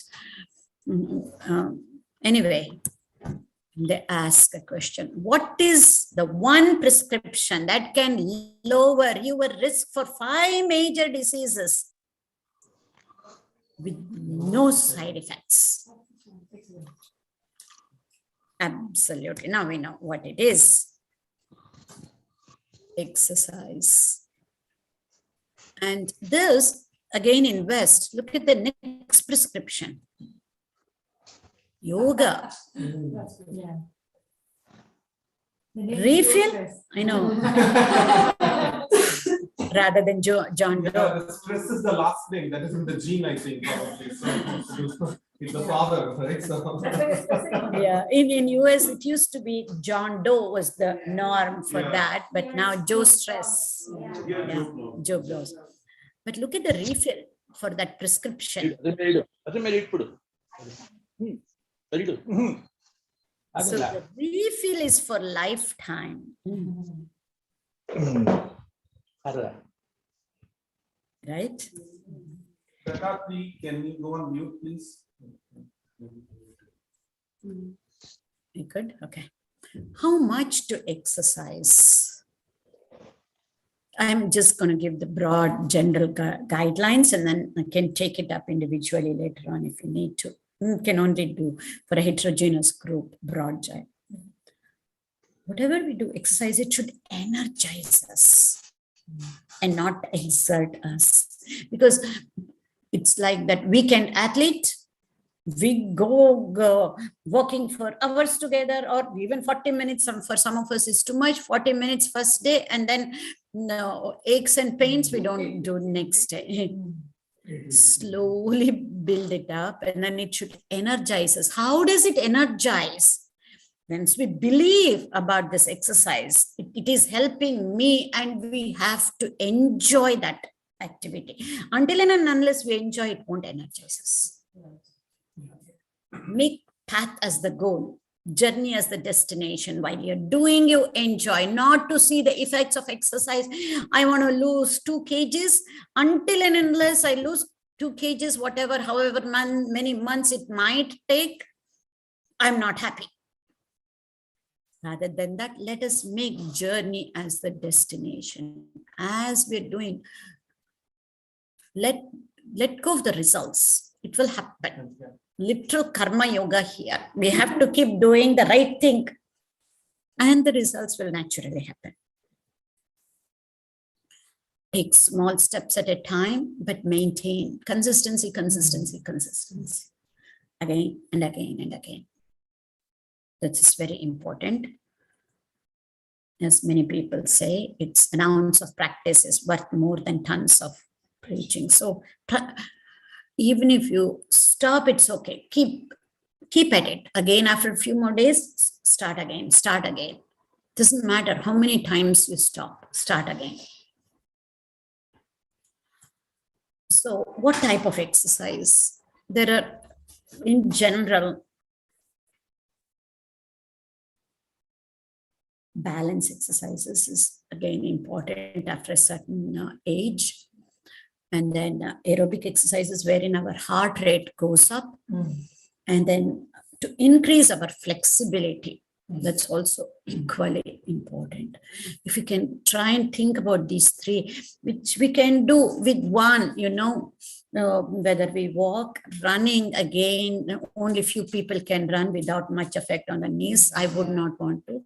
Either walking or even swimming is even better. Walking is the best. But try and increase the heart rate at least a little bit, which means we not just the first day, we have to build that up. Then even brisk walking can become an aerobic type of activity or exercise. And if we stretch beforehand, I'm only going walking, so we don't stretch our muscles.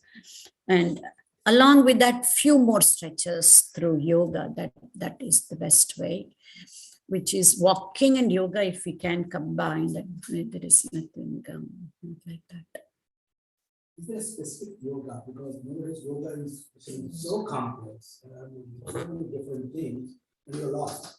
So is there a specific, like this 10 minutes, kind of a consistent routine, something if you just want something really, really simple and straightforward, Surya Namaskar. But to get to Surya Namaskar, you would have to do a few other things. So how many Surya Namaskars should you do? it depends. There is nothing like how many. We have to try and see how many we can keep increasing, building up endurance. The more you do it without getting hurt, without exerting yourself. Because one day a year on Ratha Saptami day, we do how many? Some of us will do 108, some of us 50, some of us 25, 12, whatever. We need to compare to ourselves, not to compare with others.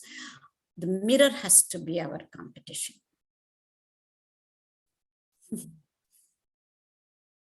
Okay. All right. Next is emotional well-being.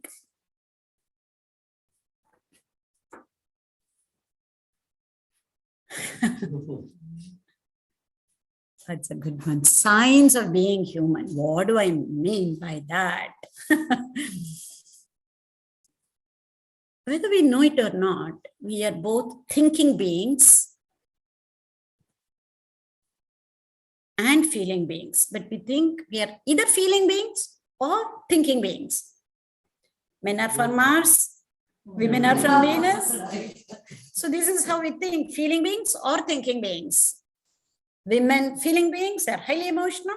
Men, logical thinkers, thinking beings. But it's not about It's feeling about the beings dominant or, one, right? yeah, What you do often. we'll get to that. It's not about being dominant. That is what we think. Okay. That is where that book, men are from Mars and women are from Belief Venus. system That now. is true. Yeah. We are trying to come out of some of our belief systems which are disempowering us. Yeah, it's no longer a cliche. It has become our belief system. That is the problem. And these belief systems are disempowering us, and we still hold on to it because it is cliche. We enjoy that. And we box ourselves and others. But if we go to the meta level, the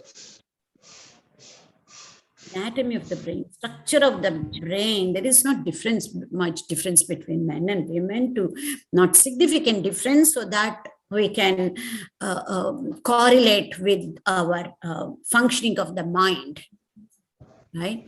So we're actually both feeling beings and thinking beings, whether we know it or not. But what is it? What comes first? Thinking or feeling? It's not about being dominant. It's not about, oh, men are more dominant, they think. It's not about dominance. Which should we do first? Think first or feel first? Is it emotional reasoning or is it logical reasoning? We need to do both. Sometimes we need to think first, feel later. Sometimes we need to feel first and think later. When should we think first and feel later? When should we feel first and think later is the issue.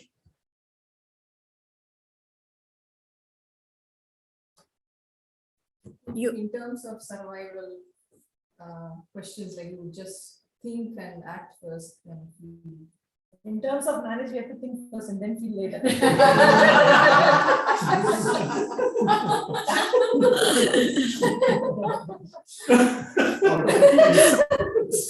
We're going too deep. I want to give superficial answers which will help. But I know we're at a stage we want to get there. I think the materialistic things might think first. Okay. All right. All of this is correct. But let us understand which is common for everybody. Whether somebody is leading a materialistic life or spiritual life, it doesn't matter. It's science. It has to be first. We have to take examples that are common for everybody, from a sadhu to a saintist, to a professor or a student, doctor or a patient, right? So when, for example, we are waiting for the green signal to cross the road and somebody goes little faster and then we see the car coming, do you think, do I know this person? Should I tell him or her not to, or pull this person back? Do we think at that time? No, we just act without thinking, right? That is when we cannot think. That's where it reminds me of another story by Buddha. And then not just by Buddha, many others also have said that in different ways. You know, he says, you're hit by an arrow, or you can make it as a bullet if you want in the modern times. You're hit by an arrow. At that time, you think, oh, don't go and analyze what type of material is this arrow? Is this metal? Or is it made out of some other cane? Or is it dipped in poison? You don't think about it. You act upon how do I help that person to get it out, right? We don't think at that time. So we need to have the discerning power when to think first and feel later. And coming back to the marriage issue, if I can make a joke, and it is not just a joke, it is actually very practical. I always say for spouses, don't get angry at the same time, both of you. Whoever is not angry or less angry, that person is responsible. And whichever way you figure it out, yes, Brian? 5-minute walk. That will only help that person, but not the spouse. So whichever way that works, could be 5-minute walk, it could be a hug therapy, or agreeing to everything what the other person says, that works really. Whatever it is, figure it out. Both of you figure it out together. That's even more fun, and that really works. What I should do if I lose my cool, what you should do to help me. And both of you have to figure this one out. This is the cognitive approach to an emotional problem. I think the first one would be to remind each other what we decided when we were not angry.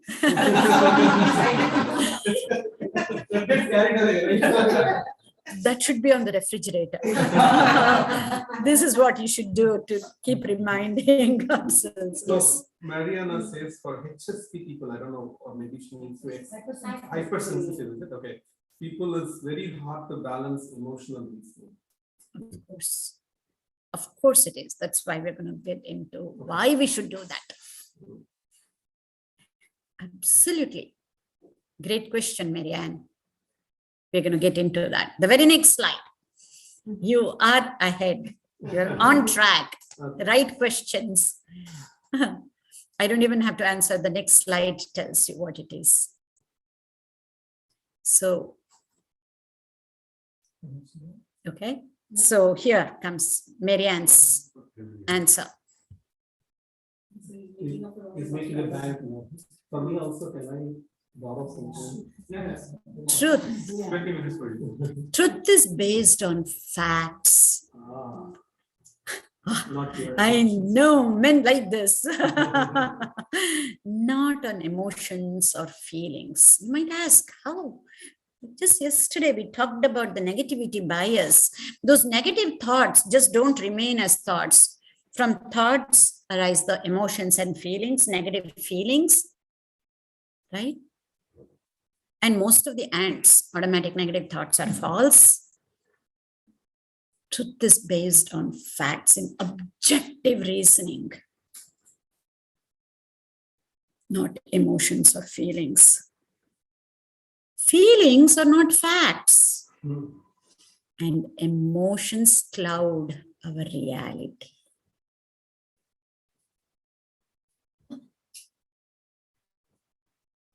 So here comes a funny one. Person should never make decisions when angry, or don't make any promises while you're happy. Very practical, right? And logical reasoning is compromised during emotional turmoil. See, these are all scientific facts, concepts. Yes, it is difficult for hypersensitive people to come out of emotional reasoning.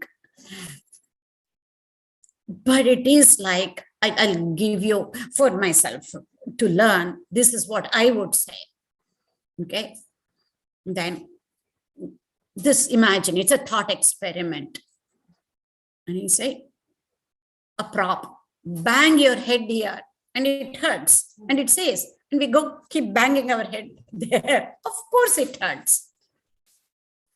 In a similar way, if we keep at emotional reasoning, of course it will hurt us, it will hurt others, it will cloud our judgment. But how? How can we come out of that? Only through knowledge. Knowledge is the answer.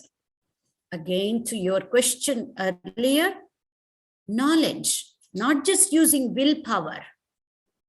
So how do we come out of emotional reasoning? That emotional reasoning is happening up here, but using willpower, we don't talk about it. So only through knowledge. We need to communicate. We need to communicate in a cognitive manner, not in an emotional manner. Reason out and communicate rather than at an emotional level. Convert your emotions into cognition. Express what you feel through words. Not that I'm angry, I feel really hurt when you say this. You have misunderstood me, that is why I feel so angry at you.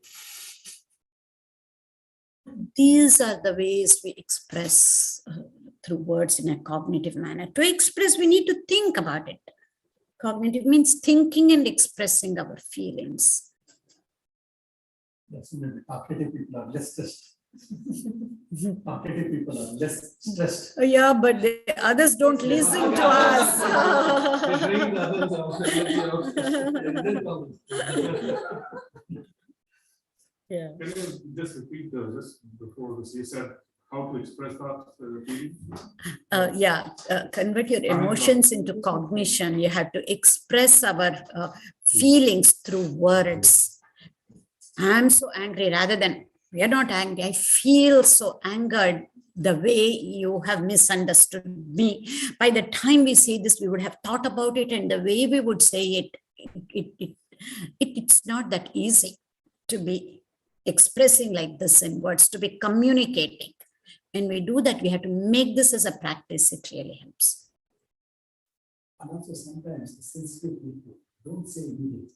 Like Swami's example, people who talk it immediately, they can say it in front of their face. But those people who take that back, they didn't say. So how do you help them? Correct. That's what I'm saying, that when we are when we're hypersensitive, we may not say anything, but it is still, we are reasoning out in an emotional way in our heads, but it does not come out because we're using the willpower to hold it back. That's what I'm trying to say. Rather than just using the willpower, use again the knowledge to be able to express in the proper way. Then it's not about sensitive, not sensitive. No, some people can express, some people don't. We have to come out of all of that through again. It doesn't matter what type of person. The first to be the common goal. We have to work towards the common goal. If it's parents and kids, the common goal. If it's between spouses, the common goal, both of the spouses need to be working on. That is when it works. There's a question from Ariana. Till which level can affect emotional abuse to participants? Emotional abuse by somebody, I don't know. I didn't understand the question to be able to answer. Yeah, I have not understood the question properly, Marianne. If you can reword that, that would help. I don't know what you mean by emotional abuse. If it's from other person, Which means it is yes. Yeah. Now, can you read the question again? So, till which level can it affect, I think, emotional abuse to 5%? Maybe she can unmute and ask the question. Yeah. Mariana, can you unmute yourself and ask the question, please? Hi. Yes. Hi, doctor. I meant can emotional abuse affect a hypersensitive person? Sometimes can it be the emotional states? Emotional pain.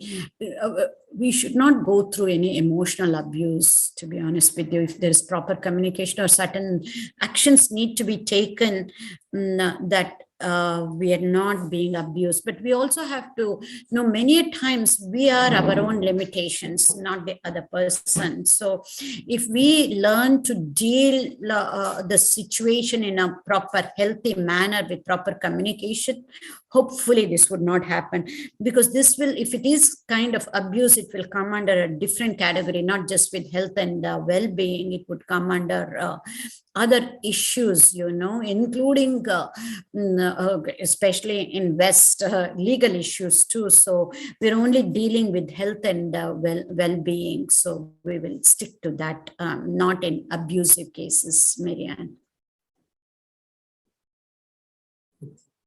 Okay.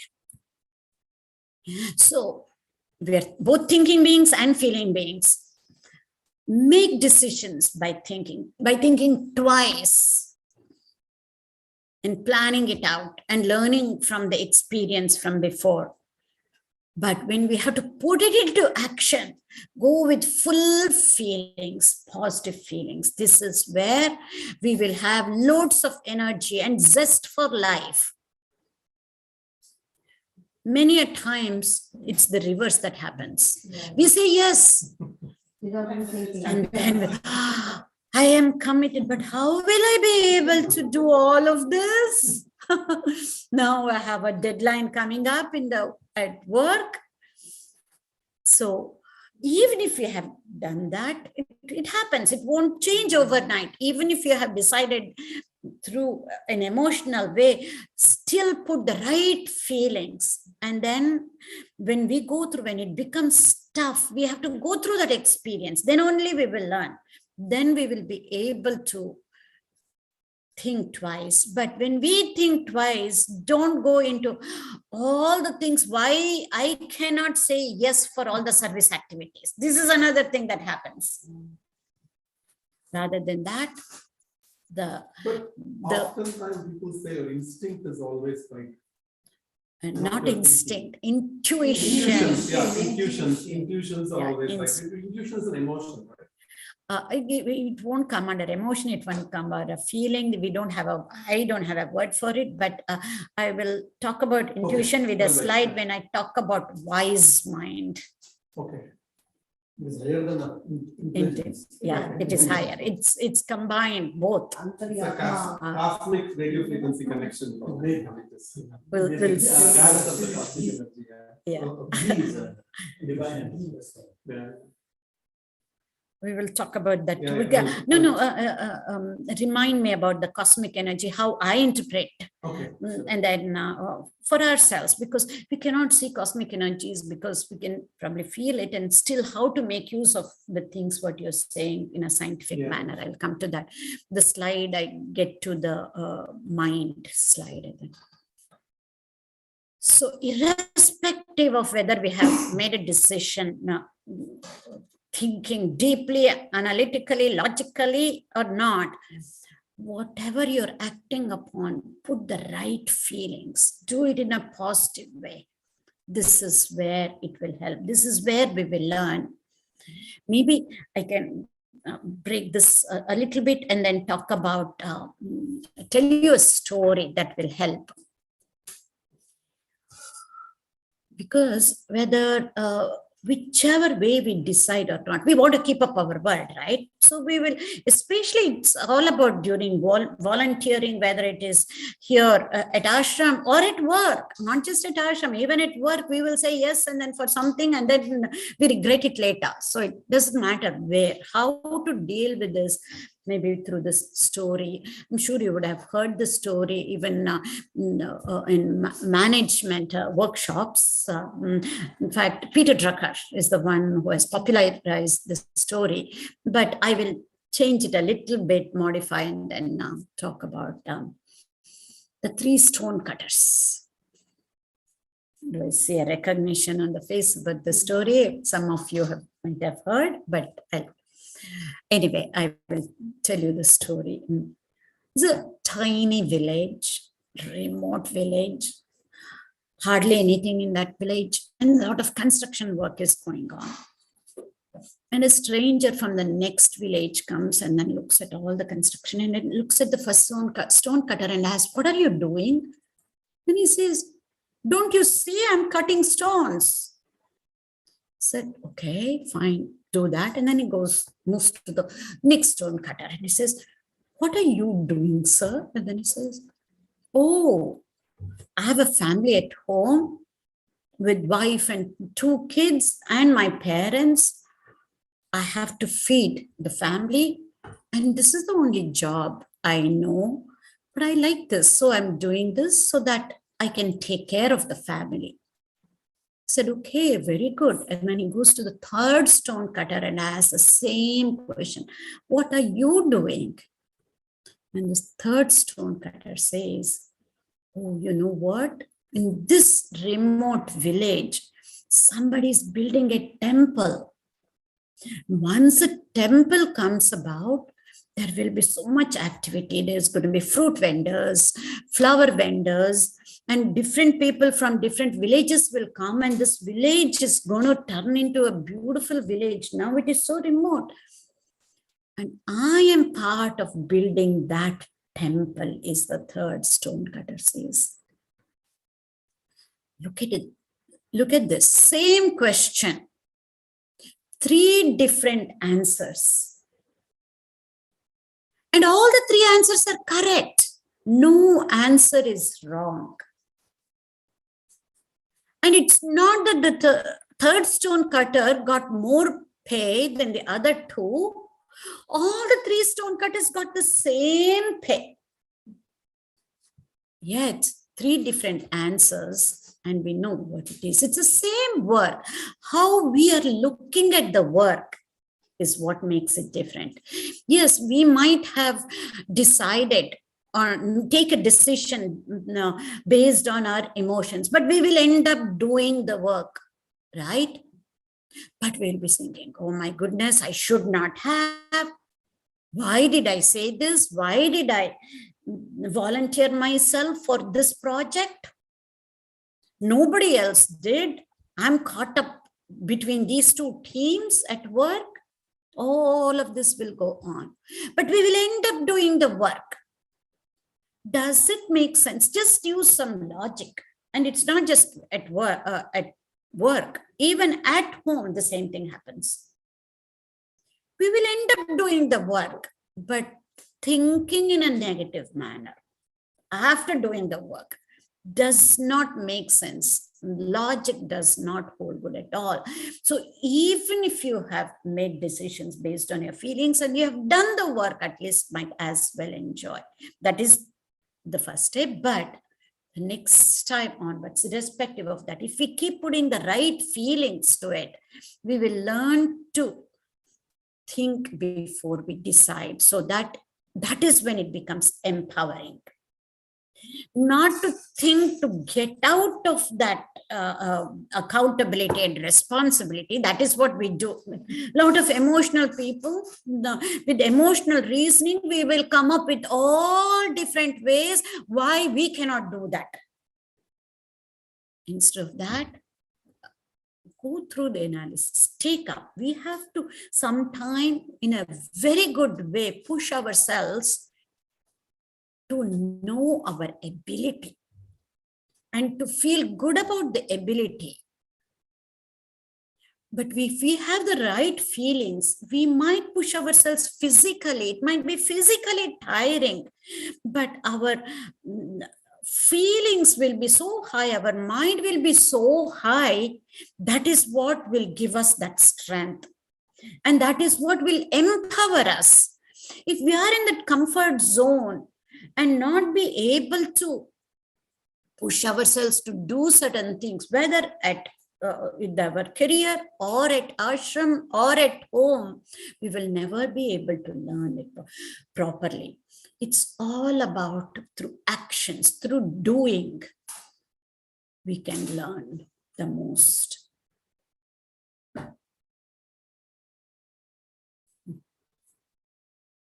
Okay. This is what you said yesterday as well, right? Like, why should I do, or I like, I want to do it, then I have to do it. Exactly. Exactly. Why me? Why not? motive or reason. Yeah. Yes, the intent behind. This is all, only through experience can we evolve, not just thinking properly, not just with just noble thoughts. That is the beginning. The science says from the thought, we emote. The feelings and the emotions come from thought, whether we know it or not. It would have come from a conscious thought sometime or other. This is what happens with us humans as we have evolved. Even those emotions and feelings would have come from a conscious level at one time or other, or based on our experience. As when we are young, those belief systems are put into our mind, but also that happened because of the experience. And those feelings will end up with action. So I'll put a cycle during our break on the whiteboard here that we will know. Thoughts, feelings, and action. It is a cycle. So only through actions, even yesterday we talked about, the neuroplasticity happens. Long-lasting changes in the brain can happen only through experience, not just with positive thoughts and positive feelings. Yes, Vivekananda started with whatever you think you become, but just thinking we won't become anything. Those thoughts need to be followed with actions. That's a given. So that's why he didn't say. We need to fill in those blanks. I'm trying to connect something off late. In the corporate world, people talk about design thinking. They talk about persona mapping. Persona mapping, which is the thoughts, feeling, and actions. That's it is. Correct. Ichcha Shakti, not Jnana Shakti and Kriya Shakti. Yes. It has to be right actions. Absolutely. Yeah, yesterday we did that. Yeah.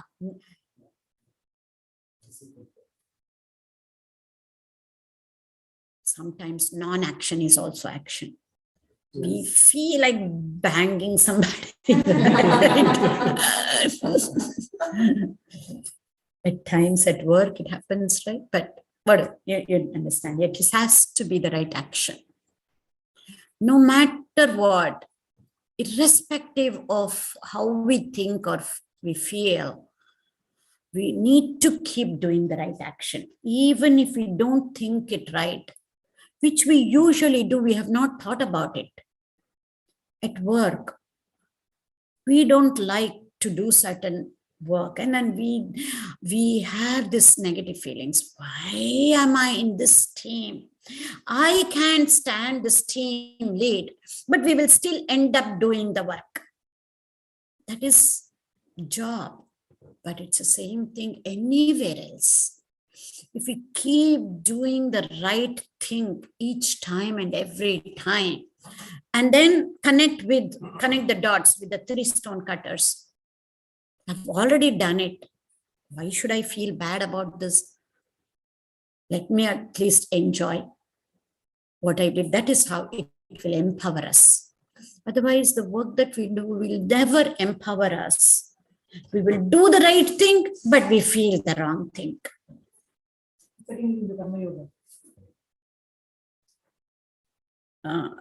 I don't know how Karma Yoga came into being here, but Karma Yoga for me, it is about not getting attached to the results. That's not what I'm talking. Just simple, just karma, just activities. Whatever I'm doing.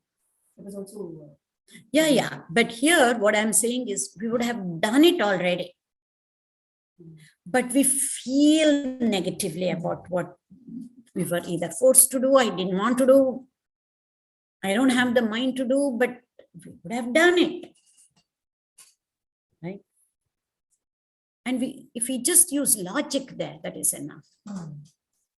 Reasoning is enough. That is what will empower us. That is also will give us strength to do more. That is where we will never feel either bored, or we will have even more energy to do other things.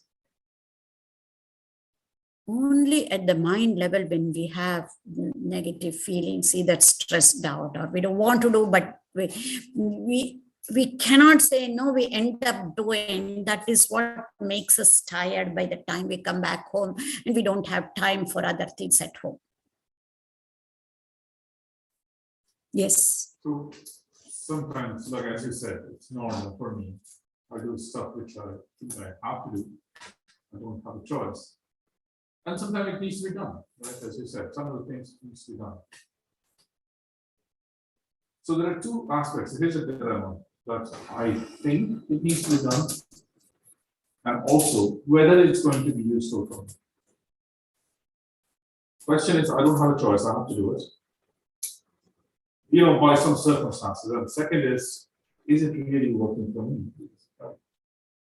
How do you A, figure out whether that's really working for me? Should I do it?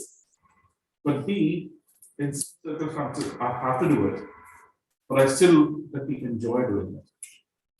So this is a dilemma. If we enjoy doing it, then it is working for me. What I'm saying is, whether it's working for me or not, if we have to do it, if we enjoy doing it, it will work for us. For example, if you there are many of us who probably do a monthly report, such a boring job, but it has to be done, and you hate it literally. Like you are doing the same thing, mundane thing, every month, and you have to chase people and whatnot. You have to do it. You don't really enjoy doing it. You're not going to get different results because it's part of your job. You're already being paid for it, but you have to do it. And you hate it, but you have to do it. That's probably the best example of, looking at it and really thinking why this monthly report helps in what ways when it's rolled up in the organization. What a difference it's going to make. Yeah, we have to know. Yeah, probably. No, we have to know how this helps and feel proud of it. Yeah. Because we look at it as a mechanical job, mundane job, because I have to write somebody else's work and then submit it. But that has such an impact at a higher level. Until and unless we broaden our consciousness, we won't be able to. We constrict ourselves, look at in such a narrow-minded way. We are our own limitations, nobody else's. This is what Swamiji keeps saying. Expansion is life. Expansion is life. That is because generally we are, like selfish gene. There's a book also there. So what is the use by doing this for me? I have to do, okay, but what is the use? You're already getting paid for it. You're paid for it. You have to do it. You have no choice. But that is from the office perspective. When it comes for dishwashing. Yeah, what will you do? You're doing this for your family out of love. Why is he getting in trouble? You're paid for it. You're paid for it. I think best way to demand a paper. It's already everything is paid for. Whether you know it or not. He's getting into trouble now. No, but let us change this and then say, that's a great question, Sharanya, sorry. Whatever we do it at home, instead of doing it as a duty, as a mother or a wife, I'm contributing for the wellness of the family. I'm doing this out of love. When the kids don't listen to us, they watch us what we do, and that is they follow what we do, right? So how we do the job is very important, not just doing the job. So rather than doing it as a duty, if we do it out of love, it's only at the thought level we need to make that shift. This is what I tell about karma yoga, to enjoy the path, make the path as goal, journey as the destination. I will not ask you to do one extra bit of work. Whatever you're doing, do that. Only at the thought level, make a shift. That's all. And makes a huge experience. Answer for this lecture. Why do we work? Generally, we say for our bread and butter livelihood and all. It is a very preliminary thing. Actually, he gives number of reasons for that. One of the reasons is by doing work, your willpower gets increased. So I have to do it, but I'm not interested. So why I have to do this? So by doing it, when routine work or whatever, I can increase my willpower. Consciously, if I do it in proper way, my willpower is manifested more. So then we can take it. Is there an effect of that depending on the age, depending on the life cycle? Because when I first started my job, I have a different perspective of comes to that.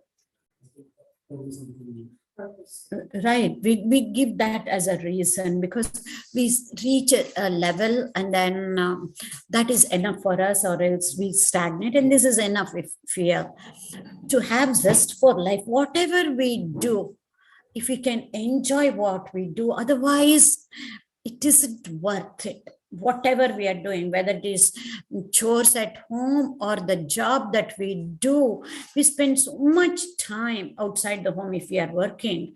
It is not worth if we don't enjoy. You might as well look for a different job or make a shift. It is very easy. Make a shift up here. And it is possible. I'm not just saying in a theoretical manner. And at home, it is even easier. We're doing for our loved ones. We forget that at times because we only look it as a duty or a chore. So we want to do 50-50. So Bharat is there. So Right. Surya, good suggestion that chores ought to be paid. Okay, so. Okay. You can also suggest the applicable charges. Okay, I'll send the bill, Bharat. Okay. Yeah, for everything I do, 1,000 euro. So coming back to the emotional wellness. How much Vardhini is paying you, buddy? That's a good question. Okay. So emotions have the power to either heal or to hurt us. Very profound. Let's think about it. Not only that, mind holds the key for wellness or illness. We can make our mind either friend or a foe. Our famous Bhagavad Gita shloka, right? So there's, I think it's going back to yesterday's topic again. What is the difference between doing right things and doing things in the right way? Yeah, great question. We will do that. What is that Bhagavad Gita shloka? 6 chapter 6 shloka.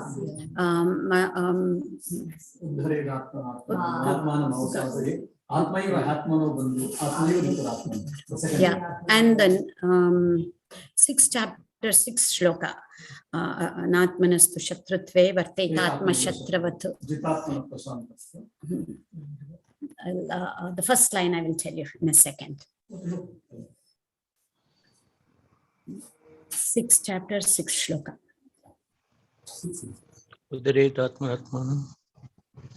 Somebody saying. Yeah.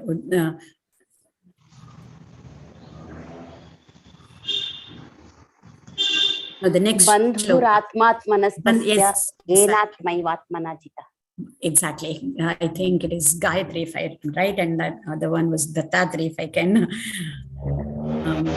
Anyway, Bandhuratmat manastasya enatmaivatmana jitaha anatmana shatrutve vartaitatmatva shatruvatu. To make our own mind friend or enemy. So we need to make our mind as our best friend. There, again, from 2 angles, let us look into it. How do we make this as a best friend? In what way? If we think from these 2 angles, with respect to our own health and interpersonal relationships. So from now on, whatever we say, we can keep these 2 things in mind. How do we make our mind as our best friend with respect to our own health and with respect to interpersonal relationships? Somebody, you need to mute one person. So all of this comes under How can we make our own mind as a friend? Then we need to understand our own mind, right? Until and unless we can understand our own mind, how it works, we won't be able to make it our own friend from these two perspectives. So from a timing perspective, 10 minutes will break for lunch. Yeah. So depending on the topic. Sure. So I will get to the mind and then stop. 10 minutes is there. So let us understand about our own mind. Some of it we have seen this yesterday, but I'm going to go a little bit deeper today. As I've said, there is only one mind, but for practical purposes, let us classify the mind into two types. Not that there are two minds, two types of mind. Habitual mind, also called as emotional mind. Non-conscious mind is what I'd like to say. And then this is what in Sanskrit, we can just call that as manas. The other type of mind is willful mind or the conscious mind or the deliberate mind, rational mind, which is the buddhi.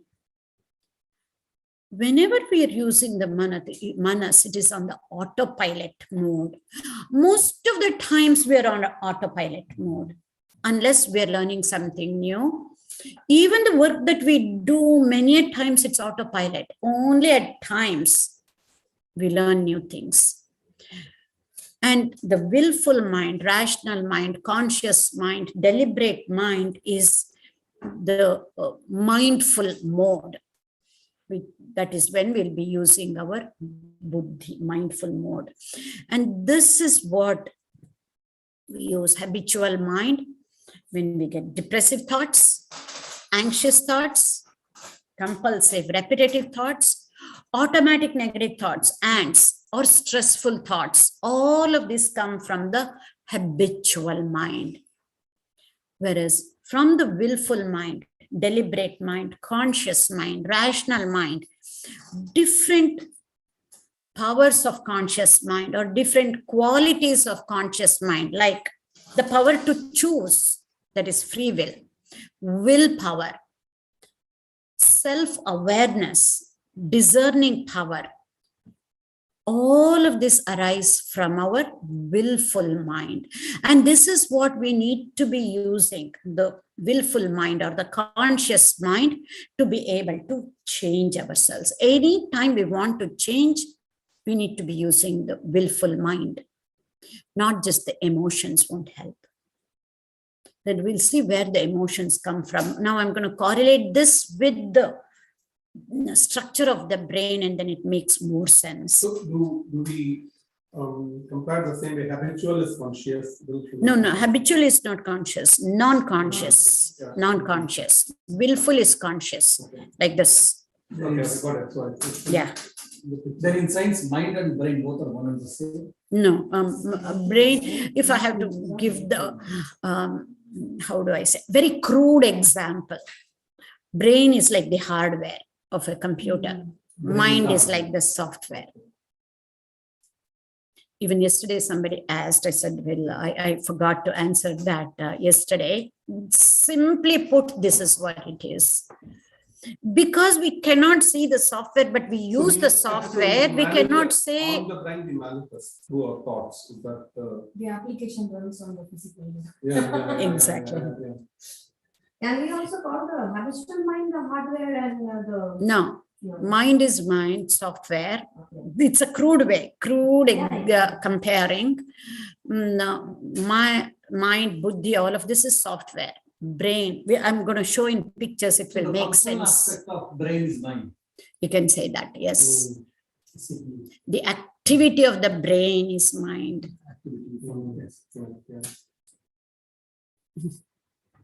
And we measure it in different ways through electrical activity, that is EEG, and chemical changes in different ways. So when I combine both mind and brain, which region of the brain this is coming from, and then it will make more sense. We will get to that in 2 more slides. Oh, the next slide itself. Okay. It didn't have the wise mind. Maybe it will come later. Yes. Now, this is the structure of the brain. This is a cross-sectional area of the brain. The top part that you're seeing, that is called, oh, okay, let's take the lower, the inside part, that is called the lower center of the brain. I have used the simplest of simple classification here. As I was saying yesterday, in US medical schools, this neuroanatomy is a separate course that they study for 6 months. It is so involved. Even for doctors, it is hard. Once they are done with the exams, until and unless they are neurologists or neurosurgeons, they don't want to really think about it.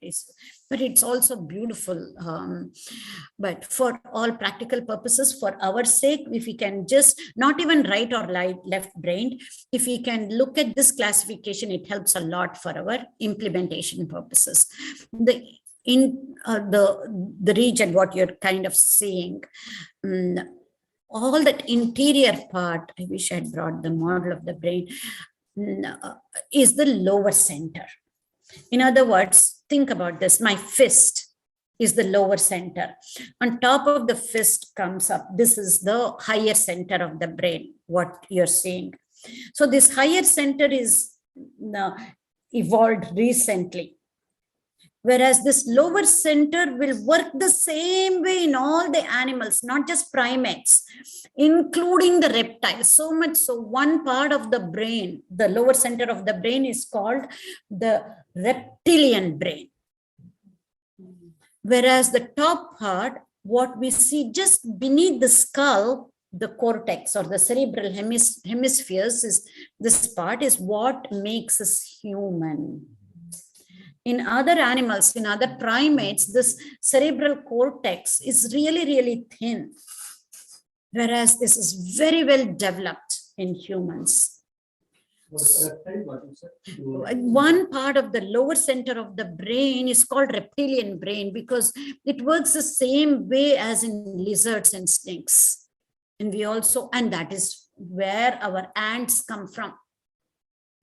So that means cerebral cortex is not there in animals? In primates, it's very rudimentary, very thin. And in other animals, very, very rudimentary. In humans, it is very well developed. It's quite thick. It may be distraction. Recently I was reading something there. They said because of our lifestyle and the brain is getting shrinking in the size. Not even lifestyle. As we age, the brain shrinks in size. Even then, it's okay. It's not just the size. How we use our brain cells is more important than the size.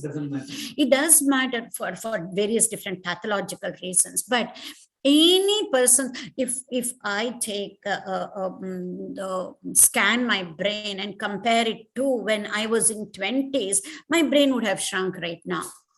It doesn't matter. I'm a lot wiser now than when I was in 20. That's what I'm trying to say. Yes, but it doesn't have an effect under certain pathological conditions. We're not getting there. That's a normal thing. Just like I get gray hair, the brain also shrinks over a period of time. Like just when you said that as we grow, our brain starts shrinking, not keeping that.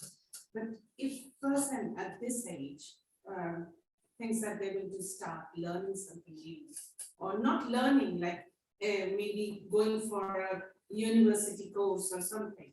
Do you think they can grasp the way a 20-year-old? Why do we want to compare? We can grasp at whichever way we can, but it definitely improves the brain functioning. Learning something new is the way to go. That is where neuroplasticity, where what we talked about it yesterday, irrespective of age. Yes, kids can learn much faster than us, but we are a lot more wiser because of our life experience. We will start connecting in different ways, and adults learn in a very different way than young kids do. They don't have any other, nothing is known. It's like a clean slate. So whatever they learn it for the first time. So the way we learn is from known to unknown. Whatever we learn, we keep connecting to the things that we already know, and then we'll be able to. But how we put it into experience is what matters the most. I think I'll just say this and then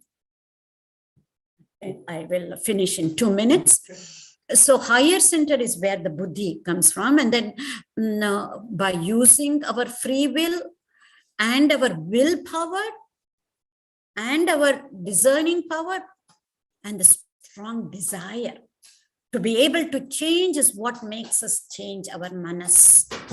Because most of the time we are out on autopilot mode, otherwise we can.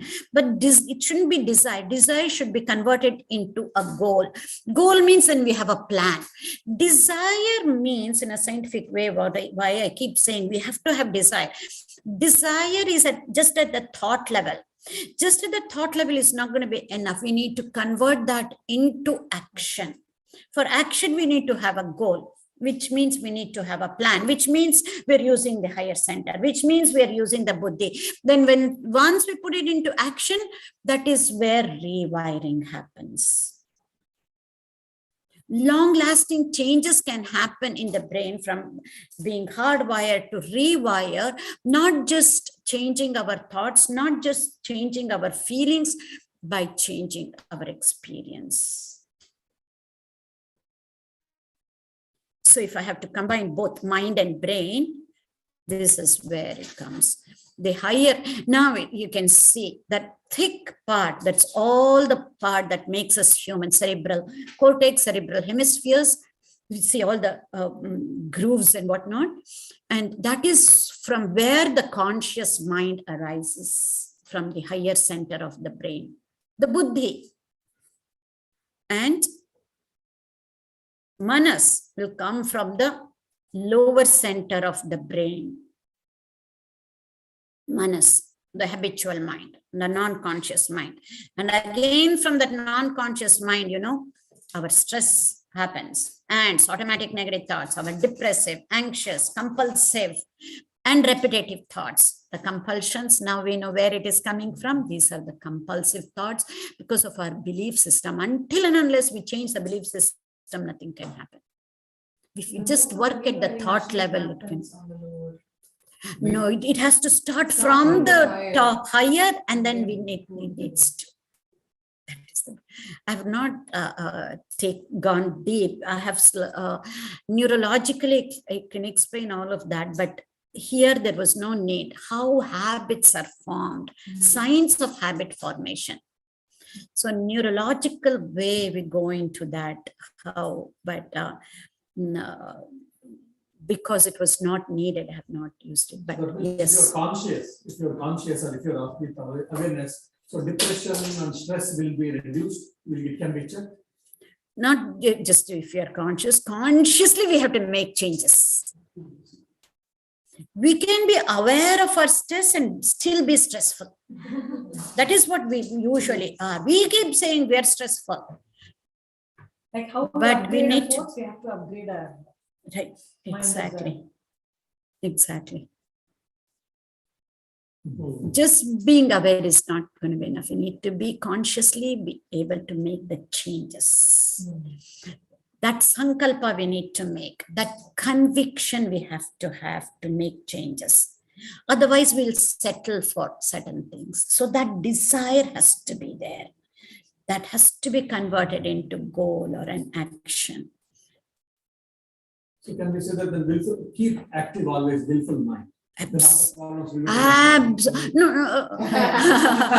Yes and no, Swamiji, because we can be, yes and no, we can be willfully be complaining, consciously complaining all the time.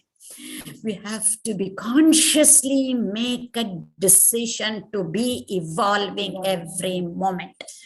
This is the purpose of human life. This is the meaning of human life, which is common for everybody. Positive psychology precept or taking from the scriptural angle, we are born as human beings to evolve. Manava janma doddadu halu madalu bedi huchappagalira, Purandara-dasa's Gita. So well said. Pardon? ಚೆನ್ನಾಗಿ ಹೇಳಿದ್ರಿ ಹಿಂದೆ. Oh, okay. Thank you. I like it. Yeah. This is the last slide. We will stop here. So now we have the rational mind, we have the emotional mind. From these to using this properly, thinking comes from the rational mind, feeling comes from the emotional mind. We are both thinking beings and feeling beings. When to think first, feel later, when to feel first and think later. When we have the discerning power, we use it, and that is when it becomes wise mind. And with lifelong learning, lifelong practicing, consistency, abhyasa, then we can widen the wise mind. And this wise mind, we can call that as intuition. So mathematically, widening is possible on rational, emotional combination. Absolutely. So we can make that, it's fun to read that book. Men are from Mars, women are from Venus, but we need to drop all those. These are fun to go and watch this as a play, which I have done of Broadway theaters, and be entertained. But in a scientific way, which we need to do, we're both thinking and feeling beings. Why do we have to limit ourselves? We have boxed ourselves. Only men are objective thinkers, logical thinkers, and women are emotional. Why the gender bias? We don't realize we are so biased, both men and women. I'm not just talking about men. Everybody. The way to evolve is to come out of the biases. And the way to do it is to widen the wise mind. This is what intuition is all about. For me, the cosmic mind, yes, where does the cosmic mind come? We don't connect with each other with the rational mind. We connect with each other through that habitual mind, because that is at a much deeper level. That is what we call that in an esoteric way, cosmic mind. There is no discrimination there in that part of the brain. Do animals have discrimination power like we do? That mind we need to be using. But right now, that part of the brain, when we use, it is full of biases. Because of the automatic negative thoughts, because of the stressful reactions, and because of the anxious thoughts, because of the depressive thought, because of the repetitive thoughts, because of our compulsive thoughts. But that is where we connect with not just the cosmic mind, with other animals, with every other thing, we connect at that level. And that is where, combining the two, we get that intuition. We will never go wrong with that, because that intuition, you won't have any biases coloring our decisions. There are no filters. We see things as it is. Beautiful, isn't it? Yeah. It's beautiful. With this, yeah, 1 second. Let me just finish this. So let's widen the wise mind, reasonable mind. We learn through past experience. Very important. Past is important, but we need to learn from the past, not repeating the same mistakes again and again, which we do all the time with spouses and with parents and kids. We keep making the same mistake again and again. As I keep saying, let's make newer mistakes so that we can learn. And this is where the reasonable mind, we use our logic.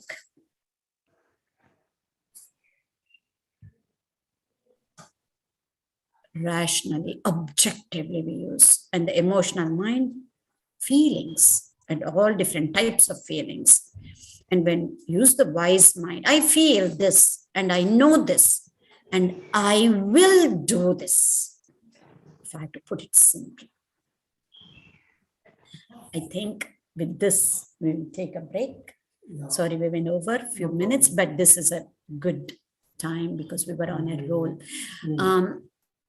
We will take. We'll try for 2, but at least 2:10 we should start. Yeah, for the people who are 2:10, in 1 hour we will resume. Okay, thank you. Thank you for being there. So it's